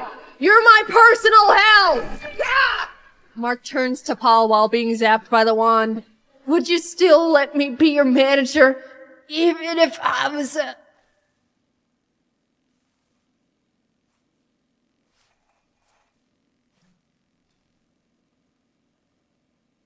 You're fired. You guys did it! Please, use the wand to turn me back into a human. Please! Tholomew casts the wand's powers onto Lop, finally turning him back into his original form. Paul and now human Luop lock eyes. Hi, Dad. Paul Jr. Is that you? Oh! Paul and his long-lost son, Paul Jr., embrace. The wand, now all out of magic, crumbles into dust, and the party exits the cave. The bombs detonate, and the explosions erupt behind them as the group walks off together. Thanks for watching. This was a different type of video, but I hope you enjoyed it. Especially big thanks to Charlie, Ronbu, and Jacob for the great D&D session. It was super fun, and I really want to play more. I'd like to upload highlights of the actual D&D session to my second channel eventually, but it's not ready yet because I'm bad at planning. So maybe that'll happen one day. Anyway, this was a big project. Thank you to the team as always, and to Sir Meow for the sound effects. Links to everyone are in the description. Okay, I will see you later. Bye-bye. Talk to you later. Bye-bye. Where are we going? We're going to VidCon. Yay! Woo! We wanted to record the sign of Welcome to California because we're in California now, but we were busy watching Treasure Planet. Yeah, we just looked up and like, oh, there it is. 4 minutes now. What's up? Practicing. Playing Tetris in the car, even on a phone. He's still pretty boss. Windmill Forest. Look at him go. Keep it up, friends. You're doing good. Loki. Oh, hello. Just got in the hotel. This is pretty cool. And then they gave me a bag. I don't know what's in it. A bag, and it says Tumblr, even though I don't have a Tumblr. Oh, I got a camera? Wait, what is this? Yeah. Not for me. Look, here's the camera. You should film on that now. So there's like stuff in here too. There's a Tumblr hat. Ooh. Here, wear this for me. I have a Tumblr. Yeah, you deserve it more than I do. Alright, we're gonna find people. We're gonna do it. James is wearing my hat. Yes. Because I'm not worthy of it. We're gonna go find the squad. This is gonna be awesome. Yes. It's happening. Oh my god. We got our passes. Fancy, fancy. I'm not supposed to be in this area because it's public, but I mean, whatever. Don't tell anyone. Shush, shush, shush, shush. We're trying to find Tony. We're on the phone with them. This is how we're so close, but so far. Right? Tony! Are you Oh my god, I am vlogging. Oh my god. Oh my god. It just found us. Oh my god. What's your name? You're the first person we ever met here. Like, you just got here like 5 This is so real. Yes. Tying a shoe. And we found Dan! Yay! Now we don't know what to do. Don't walk away from us. I looked right in the sun now. I can't see anything. Oh, there it is! Perfect timing. That's for you guys. I already ate. Yeah. Let's go find somewhere to sit. We couldn't find a spot to eat. So we're sitting in grass. Like peasants. Right, we're talking about. This is James's room. There's VidCon over there. I can see You can see VidCon from here. James, explain. Oh, you can see someone in the thing there. Oh, God. Ooh, spooky. Oh. James, explain what just happened in the elevator. So I was bleeding out of my hand, just because, I was, being a weirdo, just messing around. And then Jax Films, just went in the elevator with us, and, my hand was all bloody. I was like, oh, hey, I really love your videos. And I was like, I make videos too, it's whatever. And, I told him. And I was, really worried he'd, try and shake my hand, and I'd be like, but he didn't do that. Yeah. So we, talked to Jack, and Tony wasn't there. Oh, yeah. Sorry, Tony. I don't like these people. Are these things $1,500? The world may never know. The world may never know. Look who's here! Yay! Oh, it's not. Yay! We're in James' room. And we got the bags. The bags.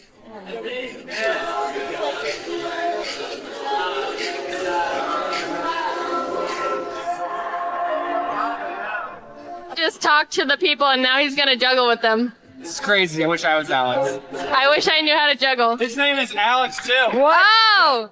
Leaving the animation squad for the Alex squad. Go, Alex! Oh! And when I say Alex, I mean both of you. Tony here? We don't know where Tony went. He's gone forever. What? Okay.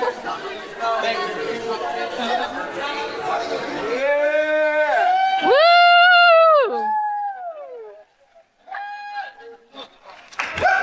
Explain your emotions. It was a very weird view. Confess your love for your favorite YouTube star. Captain Sparkles. Captain. I love you, Captain. We're all taking a break because we're really tired. We actually just saw a follower. You should like have it when followers are actually there. That'd be kind of weird. I feel like that's really awkward. Like, oh, hi, nice to meet you. Shoves camera in face. I'm gonna film you, and then I'm gonna film Mark and Jack. But we're getting food. We're getting food. It's at the cool kid lunch table. Yeah, we're in the backstage because we were able to get in. No one's allowed back here, but people. So only some people. Kind of want to like go to Jackson's. You're not bleeding this time. Not bleeding this time. Oh my god! Look at this freaking line! What are we doing? This is crazy. Oh my god, I don't know what I'm doing here. Down. Oh my god. Who's that? Dashing Asian. Oh my god. Oh my god. Oh my god. Oh my god. It's Dom. What do you have to say? That's me. Hi, I'm Jaiden. Face reveal, face reveal. Jaiden face reveal. Oh shoot. We're taking a break from VidCon. That was crazy. We signed for like 2 hours almost. Yeah. Oh, it's slippery. This is all ice.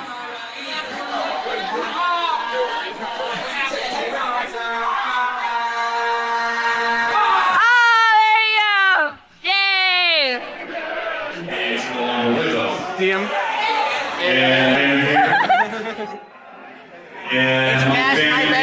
Who let us in here?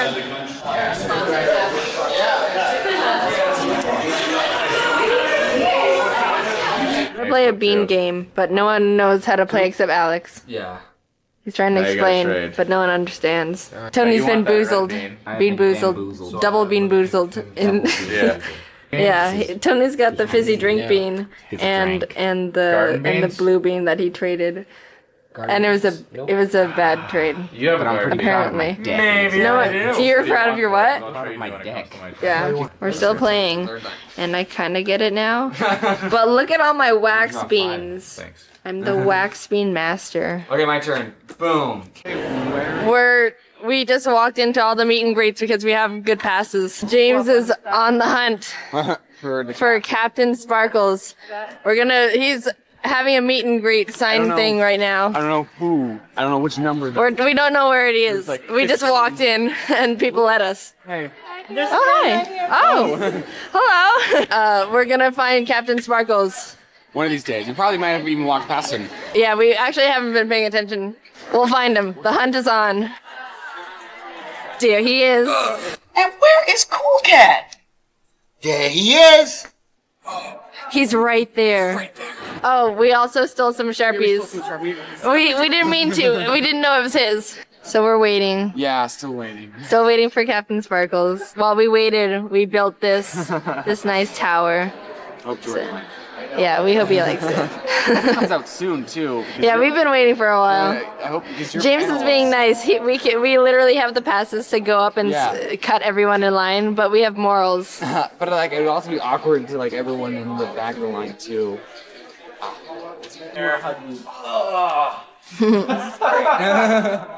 Nice makeshift shirt. I know. I saw that in the video. And there was a delay. Delayed getting his shirt.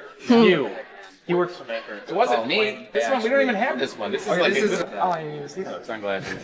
Oh, it finally happened, the moment. So we're like backstage right now with the panel, and I'm really nervous, but these guys aren't. And then we're talking about how some places believe in not giving out ranch dressing. They just don't know. They don't believe in the sauce. Yeah, it's strange. This is the conversation we use to prepare for this. Oh my god, I'm nervous. There he goes! Some say he's still going today. The whole squad's here. Oh my god, this is so awesome. Okay, we got some crazy stunts happening. Oh god. Oh no. Oh my god! I like drove into the car, I almost died. I asked him if he was gonna jump over this and then he said yes. Oh my god. No, oh no. Oh! Yeah, dumb. I will now jump over the arrow. Oh, that was close. Oh! I concede. Oh, the champion remains. Sack the M&Ms. Oh, fail. I want to kick it. Ah! Twice. Oh, shoot.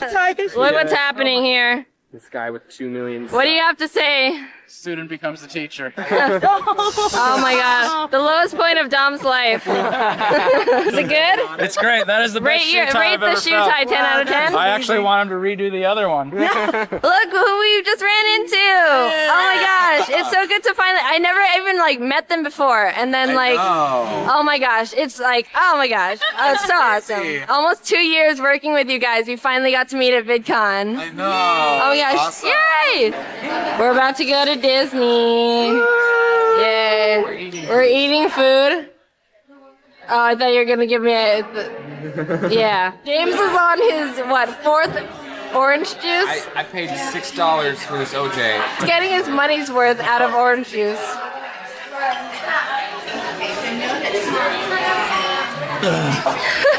Oh my god. Kid. Okay, so I paid for orange juice. It was $6. I was like shocked, upsetting. and I like drank like 5 glasses of orange juice, and then they didn't charge me for it. It's true. I know it's hard to believe, but it's 100% true. Wow, you just chugged 5 cups of orange juice for nothing. It was for nothing, Tony. It was for nothing. You're all so far apart, I can't get you in the shot. We just got to Disney. Oh, we were gonna have to take a picture? Oh, I guess you can take a picture. Okay, so people will screenshot that. We just got to Disney, and now we're gonna have fun. This is our last day together, squad. This is my fun face. How beautiful it is. Oh, we're in. We're in the most magical Disney place on the earth of Disney magic. What? My friend's over here, look. See, oh, I tripped on the railroad tracks. Minnie. Mickey's all right, but Minnie is an excellent cook. Minnie's a babe. Yeah, she's a total hottie. Ship Alex and Minnie. Say what you want about everyone else, but Alex. she has some nice ears. Look how cute. Oh, yes. Okay, we can go. That's all I wanted. If you just walk out with that, then I don't think they'll stop you. They're like, wow, look at that. Oh my god! Oh, I caught it. Here you go. That didn't happen. Cut that part out, Jaiden. We're here. Disney! Look at the horse!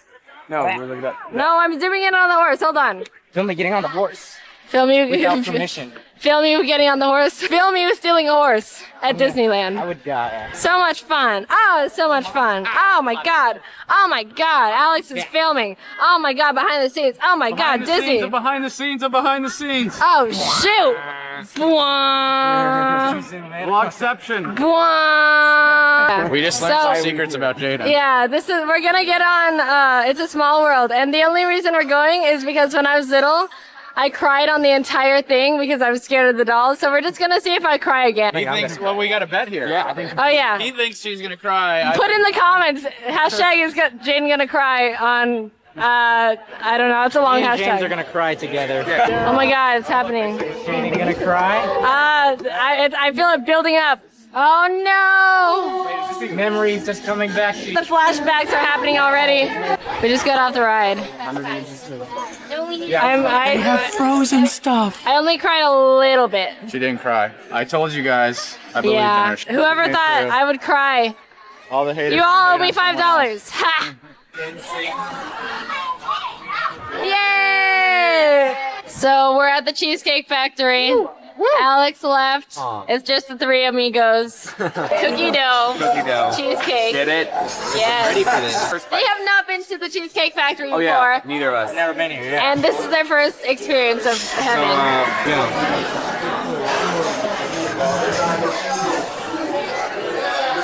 Do you like it? Out of 10. 25. Oh! Oh!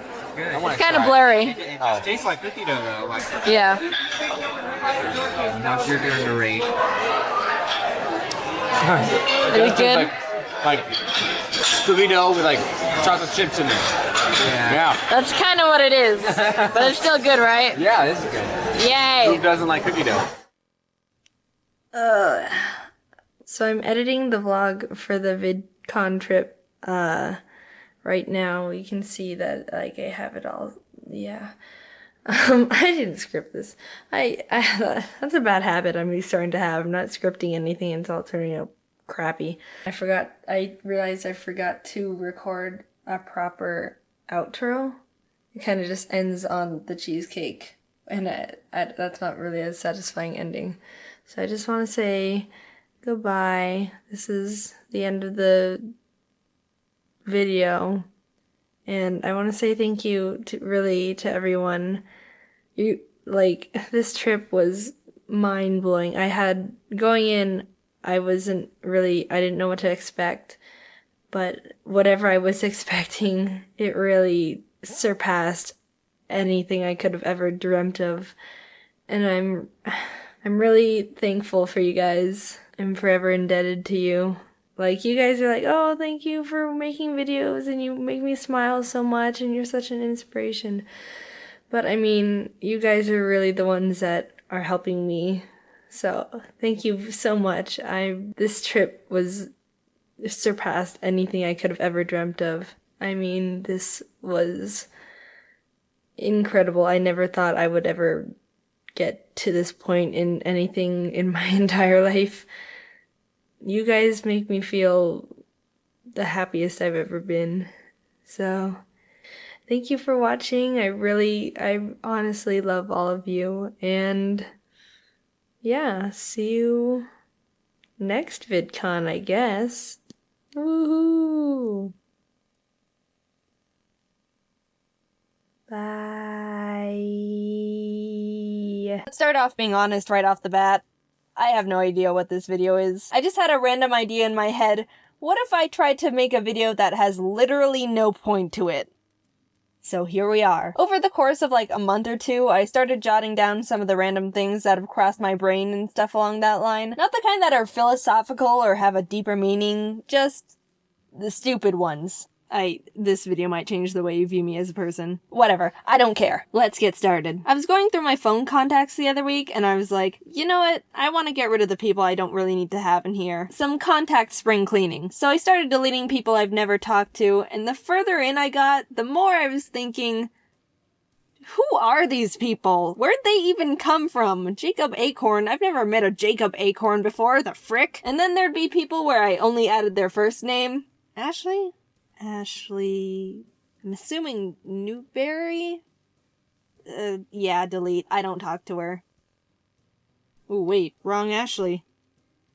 Well, I accidentally just permanently erased some other Ashley from my life. Also, that whole process made me realize I have way less friends than I thought I did. Like, I didn't have too many to begin with, but I deleted a lot more people than I thought I would, and my contact list is far smaller than it was before. What if dogs were the humans of the earth? Like, instead of a human society, it was dogs. What would they create? Would they build a government? What would their education system be? Would they create dog hobbies and dog sports? I'm not talking about the typical throwing frisbees and tennis balls. Maybe they'd create a game where they wear face harnesses with a scoop that can hold a ball, and they have to toss the ball into a hole on opposite sides of the court, each hole providing a different amount of points depending on its difficulty. Kind of like soccer or football combined with basketball. And there's teams, so they need to strategize and work together to win against the other dogs. Would they create art and music and invent things? Do they have passions that we couldn't think of? Like, if humans were just a wild animal, it would be much harder for us to realize that, say, playing a saxophone was your passion, because Ha! Wild animals can't invent saxophones, silly. So you'd never discover that side of yourself. But what if dogs could discover their passions and creative sides like humans? I'd want to go to a dog art museum and see what kind of art they'd make. Aren't you curious? If dogs had the intelligence and creativity of humans, what would they do with it? Could they run Earth better than we are?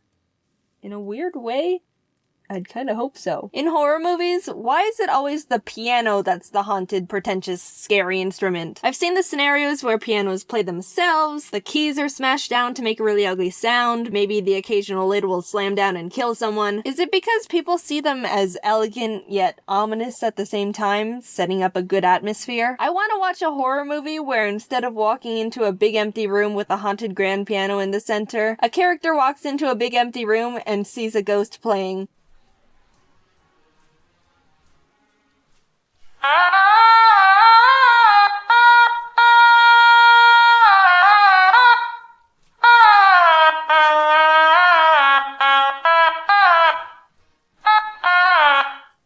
I'd be much more engaged in a movie like that. Just saying. Why does nobody talk about half-popped popcorn kernels? They're just as good as the full-popped ones. After you've consumed 97% of your popcorn, you get to the kernels at the bottom, and instead of throwing them all away, you should crunch on the ones that are semi-popped. Heck! If you don't eat the half-popped kernels, you're missing out on some of the best things in life. One time I was at the grocery store getting groceries. Yeah, great script right in there, Jaiden. That was poetic. And at the checkout, I could tell the cashier was new at her job. Not like she was doing everything wrong, but you could see she didn't have the fluid motion down of a professional grocery store scanner. Those people have it down like it's an art form. It's beautiful in a strange way. So she was scanning the things, and she got to the cilantro. You probably know this, but you can't just put a barcode sticker on cilantro. I think some stores will wrap a tag around it, but the place I was at just had a serial code that the cashier had to manually punch in. So the girl was flipping through the book that had all the serial codes in it, and she couldn't find the cilantro code. I've never mentally connected so much with a stranger before, because I knew exactly what was going on in her head. She was trying to quickly find the code because she didn't want to feel like she was taking up time by being slow, but in the stress of trying to quickly find the cilantro, her brain was getting frantic, which made her gradually start internally freaking out even more because she felt like she was taking way too much time trying to find the code, repeat cycle getting more and more intense every time, and maybe after a minute of her trying to find the code, she just silently put the cilantro in the bag. She gave me free cilantro out of panic. It was a good day. Also, did you know there's a website dedicated to hating cilantro? www.ihatecilantro.com. They write haikus. Stressing about a close deadline is kind of relaxing in a sociopathic kind of way. We've all done it. You procrastinated a bunch on a project and are in the phase of crap, because it's due tomorrow and it's already 10:45 p.m. and you've only got like 0% done. But if you think about it, it's kind of nice to see it as, well, I'm totally stressed and panicked out of my mind right now and would rather just self-implode. But this feeling is only gonna last for a few more hours, since the deadline's so close. If you didn't wait until the last minute, it would have been a less intense but drawn out feeling of dread while working, versus this approach, which even though is 10 times more mentally and emotionally draining and likely very bad for your health, only has to last for like one day, maybe even 12 hours if you really push it, so pick your battles. But don't say I told you which one to choose. I'm not responsible for any crummy projects you haphazardly spit out. That's still you. My parents' house had really big windows in the living room, and sometimes birds would fly into them. Most often hummingbirds. Whenever one did, I would go outside to where it landed, and if it didn't die from slamming headfirst into a window, I would pick it up and help it calm down and recover from being stunned. A lot of people would probably say not to do that because it's a wild bird that can have wild bird diseases. And they're probably right, but imagine if you did that with humans. Some kid is outside running around, they blindly run right into a tree and collapse on the ground. You run over to help them, and when you get to them, you go, sorry kid, you've got a cold. Can't help you out, buddy. Also, are you envious that I've gotten to hold a hummingbird before? One even fluttered around me when it recovered. I'm a bird master. Like I said in the beginning, I was jotting all these down over a relatively long period of time, so I didn't just write all these in one go. And after looking at the list I made, I realized I wrote half-popped popcorn 2 separate times at different occasions. I guess past Jaiden just felt extremely compelled to talk about half-popped popcorn. It is really good, though. Why do kids on the internet feel the need to tell their age so frequently? You see it all the time. I'm 13. I'm 6. I'm 2. Is there a reason they do it? Do they think it's vital information they need to convey? Whenever I see a comment that starts with, I'm 9, and my brain kinda automatically writes off whatever they're about to complain about, I'm not saying people these ages don't say anything valuable to me. I really enjoy seeing, I'm 6 and really liked your video, because then it feels like that message was written with full child pureness. You know the kind. They're still innocent beings that haven't experienced the cruelness of reality yet. But any other time, it's just a detail that adds nothing else to their statement. One time I got an email that said, I love your vids, I'm 7. So I responded with, thanks. I'm 19. Do they feel like they're obligated to express their age? Do they think they're asserting dominance? Is it an accomplishment to them? More mysteries I have yet to find out. I'm not gonna lie.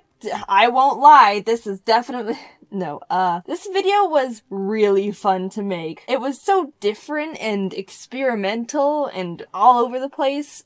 I don't know, I just had so much fun making it. I was thinking about doing a video like this for a while, just like little random topics that aren't enough to make an entire video about on their own. I haven't seen anyone else do this kind of thing before either. I could be wrong. Maybe there's like hundreds of people who already made videos like this before and I'm not being creative at all. If so, then okay, whatever. Again, it was pretty experimental and just, I don't know, I kind of like the chaos and unpredictability of it. If you liked this format, I'd totally be down to make another one sometime. But if you're like, wow, Jaiden, this was the suckiest video that ever sucked, then I probably won't make another.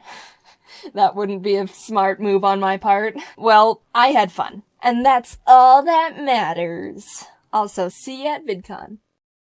Hey, just wanted to mention you can buy our new Jaiden anime figure bundle on JaidenAnimations.com. Cool, thank you.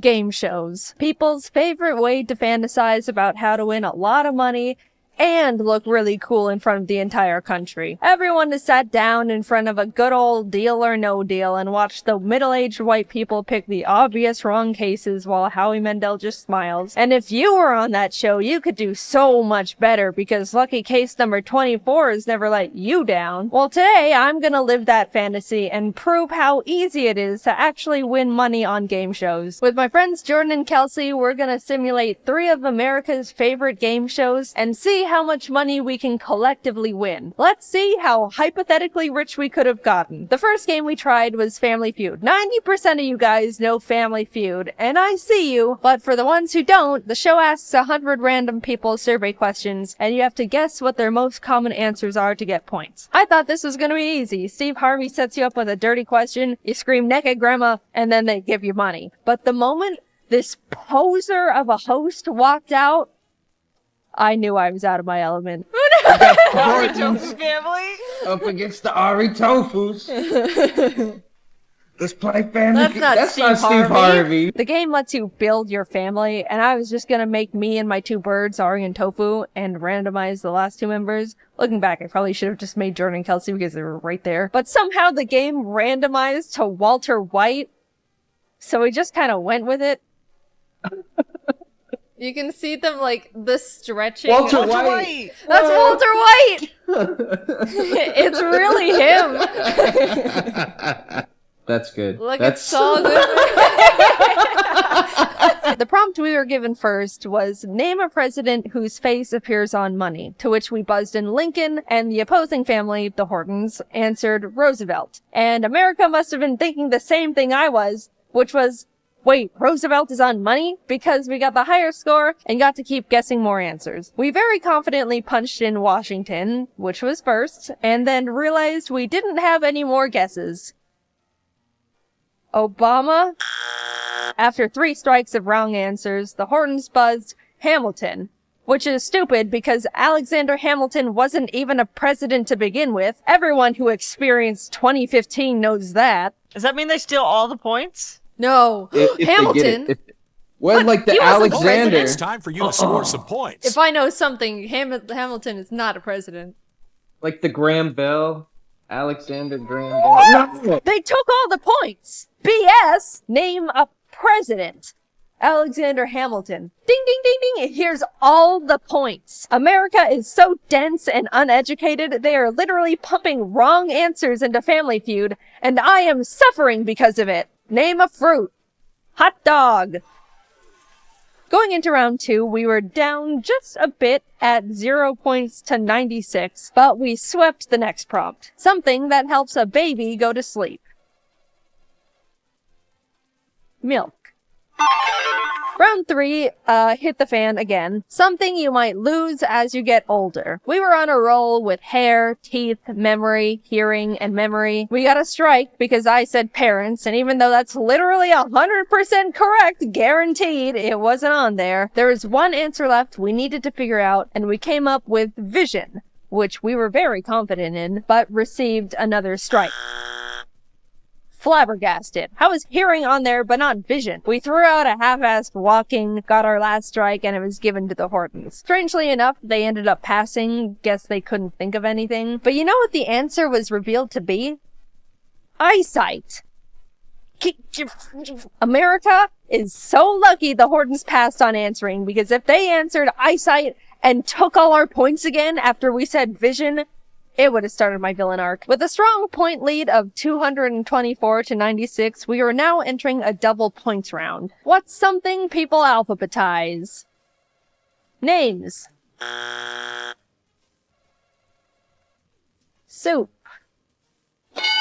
4 Americans thought they were being funny in the Family Feud surveys, and I am yet again suffering because of it. So the Hortons can play, but they end up passing again for some reason. That family only alphabetizes soup. We tried music, children, we ran out of ideas and just said soup again. Nothing was right. The answers ended up being address book, files, recipes, lists, and spices.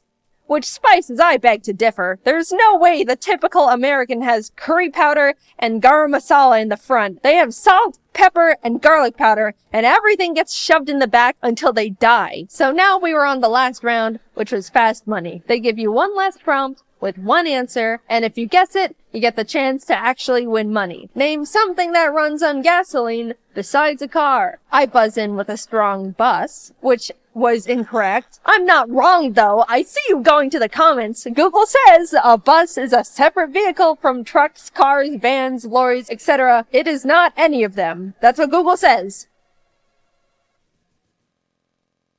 Lawnmower. Dude, whatever. All we proved was America is bogging down Family Feud with their stupid wrong answers. I don't want to win that dumb freedom money anyway. With $0 in our pocket, we moved on to The Price is Right. I've actually never watched this game show before, so I was learning as we went. 4 lucky contestants from the audience are given a random item, and the closest one to guess the actual price of it without going over, is selected to come up on stage and play more games to earn money. And I learned that even if I was one of the lucky 4 people selected, I wouldn't even get the chance to be on the actual show. The game gave me 6 chances to be the closest one to the price of the items, and I lost every single one. But hypothetically, even if I miraculously was the winner and taken on stage, I still would have won nothing. I tried twice for content and still ended up with $0. So we're entering our last game show of the day, and we've got a whopping $0 to our name after being on 2 of the most popular shows created. We really need to make this one count, because I am going to look like such an idiot if I was on 3 game shows and came back with 0 money. We walk out on stage. The spotlight finds us.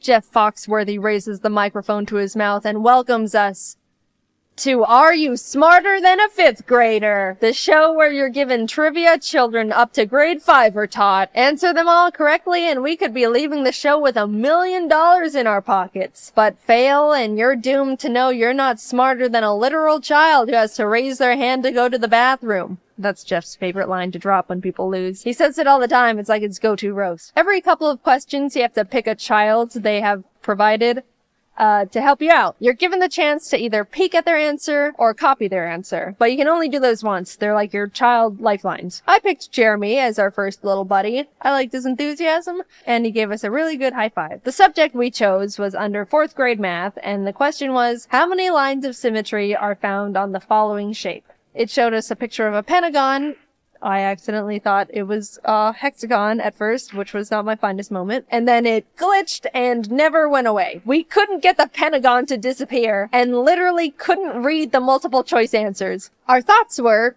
since we wanted to punch in the answer of 1, yes, I know, another not the finest moment. Look, I was stressed, okay? The pentagon was freaking me out. I wanted to say 1. Surely they would have put the answers in ascending order, A being the smallest number, and D being the highest. So we locked in A, hoping it was 1. Lock in. Oh, man. Locking in. So no! Let's restart that very pro.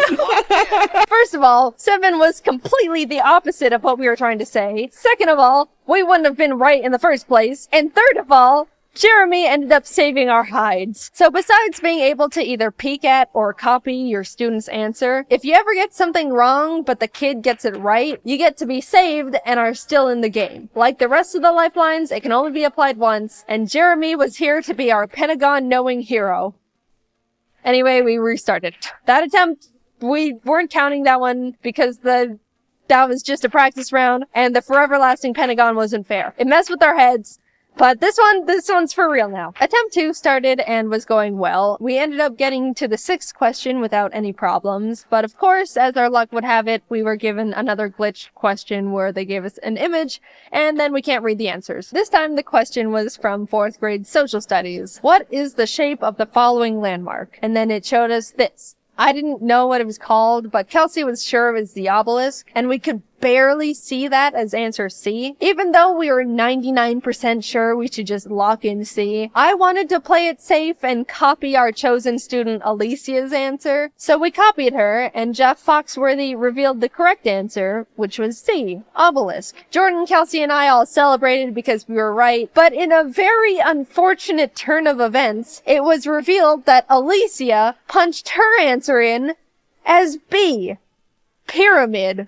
What, you little... Oh my god. Attempt 3. We really wanted to do 1 attempt each with the game shows because on national TV you've only got 1 shot to make your money. But I don't think there's ever been times on Are You Smarter Than a 5th Grader where Jeff Foxworthy tapes the obelisk to your face and makes you guess on while you're locking in. This time, I'll say it now, we didn't get any questions where the pictures perpetually blocked the answers. It was all a fair fight, and whatever we win on this try is what we're going with. And it was going well.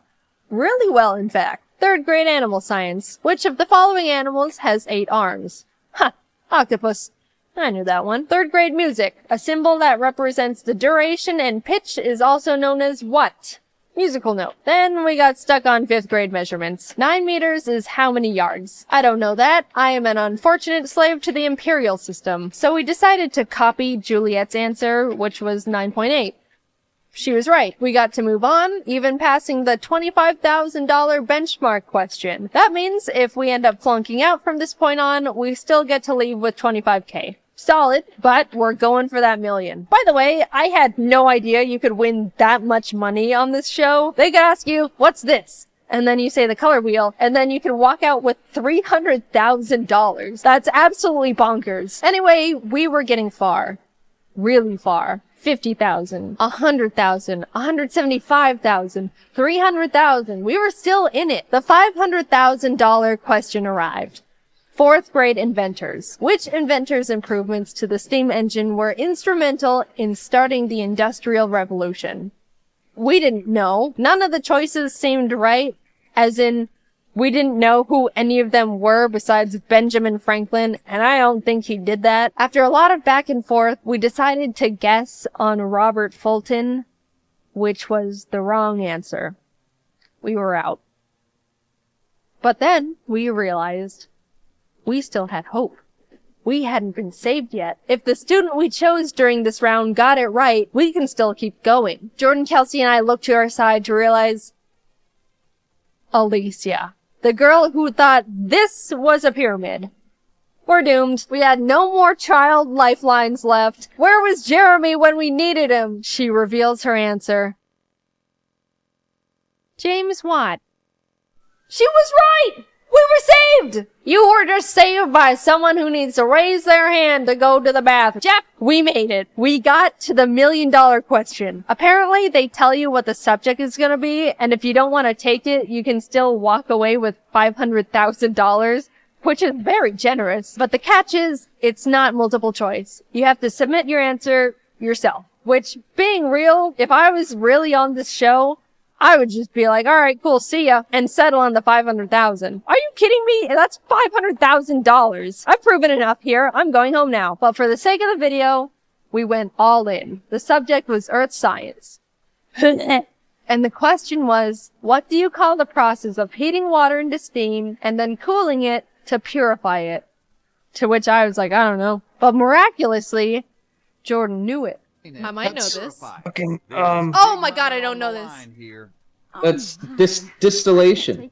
Is it? Good job, babe. Yeah, right? How do you spell that? DIST. Isn't that what you do to alcohol? Yeah, ILL. Distill. I'm pretty sure. It's a better word than I would have said. I would have said, Jeff, I don't know. Locking in. I hope so. I hope they're not sounds like, right. actually it's distillation. Here's the correct word. Condensation. Now locked in for the final time. Oh my god, fingers crossed. Is on the line. Everyone First in of the all, audience crossed their congratulations for arms at the getting same to the end of the time. line. They're It's not pissed. easy. You will lose $475,000 and walk out of here with $25,000 is still a juicy $25,000. amount. That's a good amount. Like, I'd still be happy. Like, very happy. Me too. No, I'm sorry. No? What? What is What it? is I can't believe what a moron I am. You're This not is a my moron. bad. Show us the What? correct answer, please. I swear to God. We were right. We were right. We were right. No. We won that million. I don't care what the game says. We won that $1 million fair and square. It's distillation, not distilling. Shut up, Jeff Foxworthy. Go back to making barbecue sauce. So let's see what we made. Family Feud? Nothing. Price is Right? Wouldn't have even made it on stage. Are You Smarter Than a Fifth Grader? Hypothetically, $1 million. I'm happy with that. Thanks for watching. I wanted to mention again, we're selling a really cool Jaiden anime bundle that includes a new figure, vinyl record with Japanese and English versions of our Rise Above song, Ari cards, stickers. Go to JaidenAnimations.com and follow our shop Twitter at JaidenShop for updates and sneak peeks on what we're working on. Alright, thanks for letting me shill. Bye bye.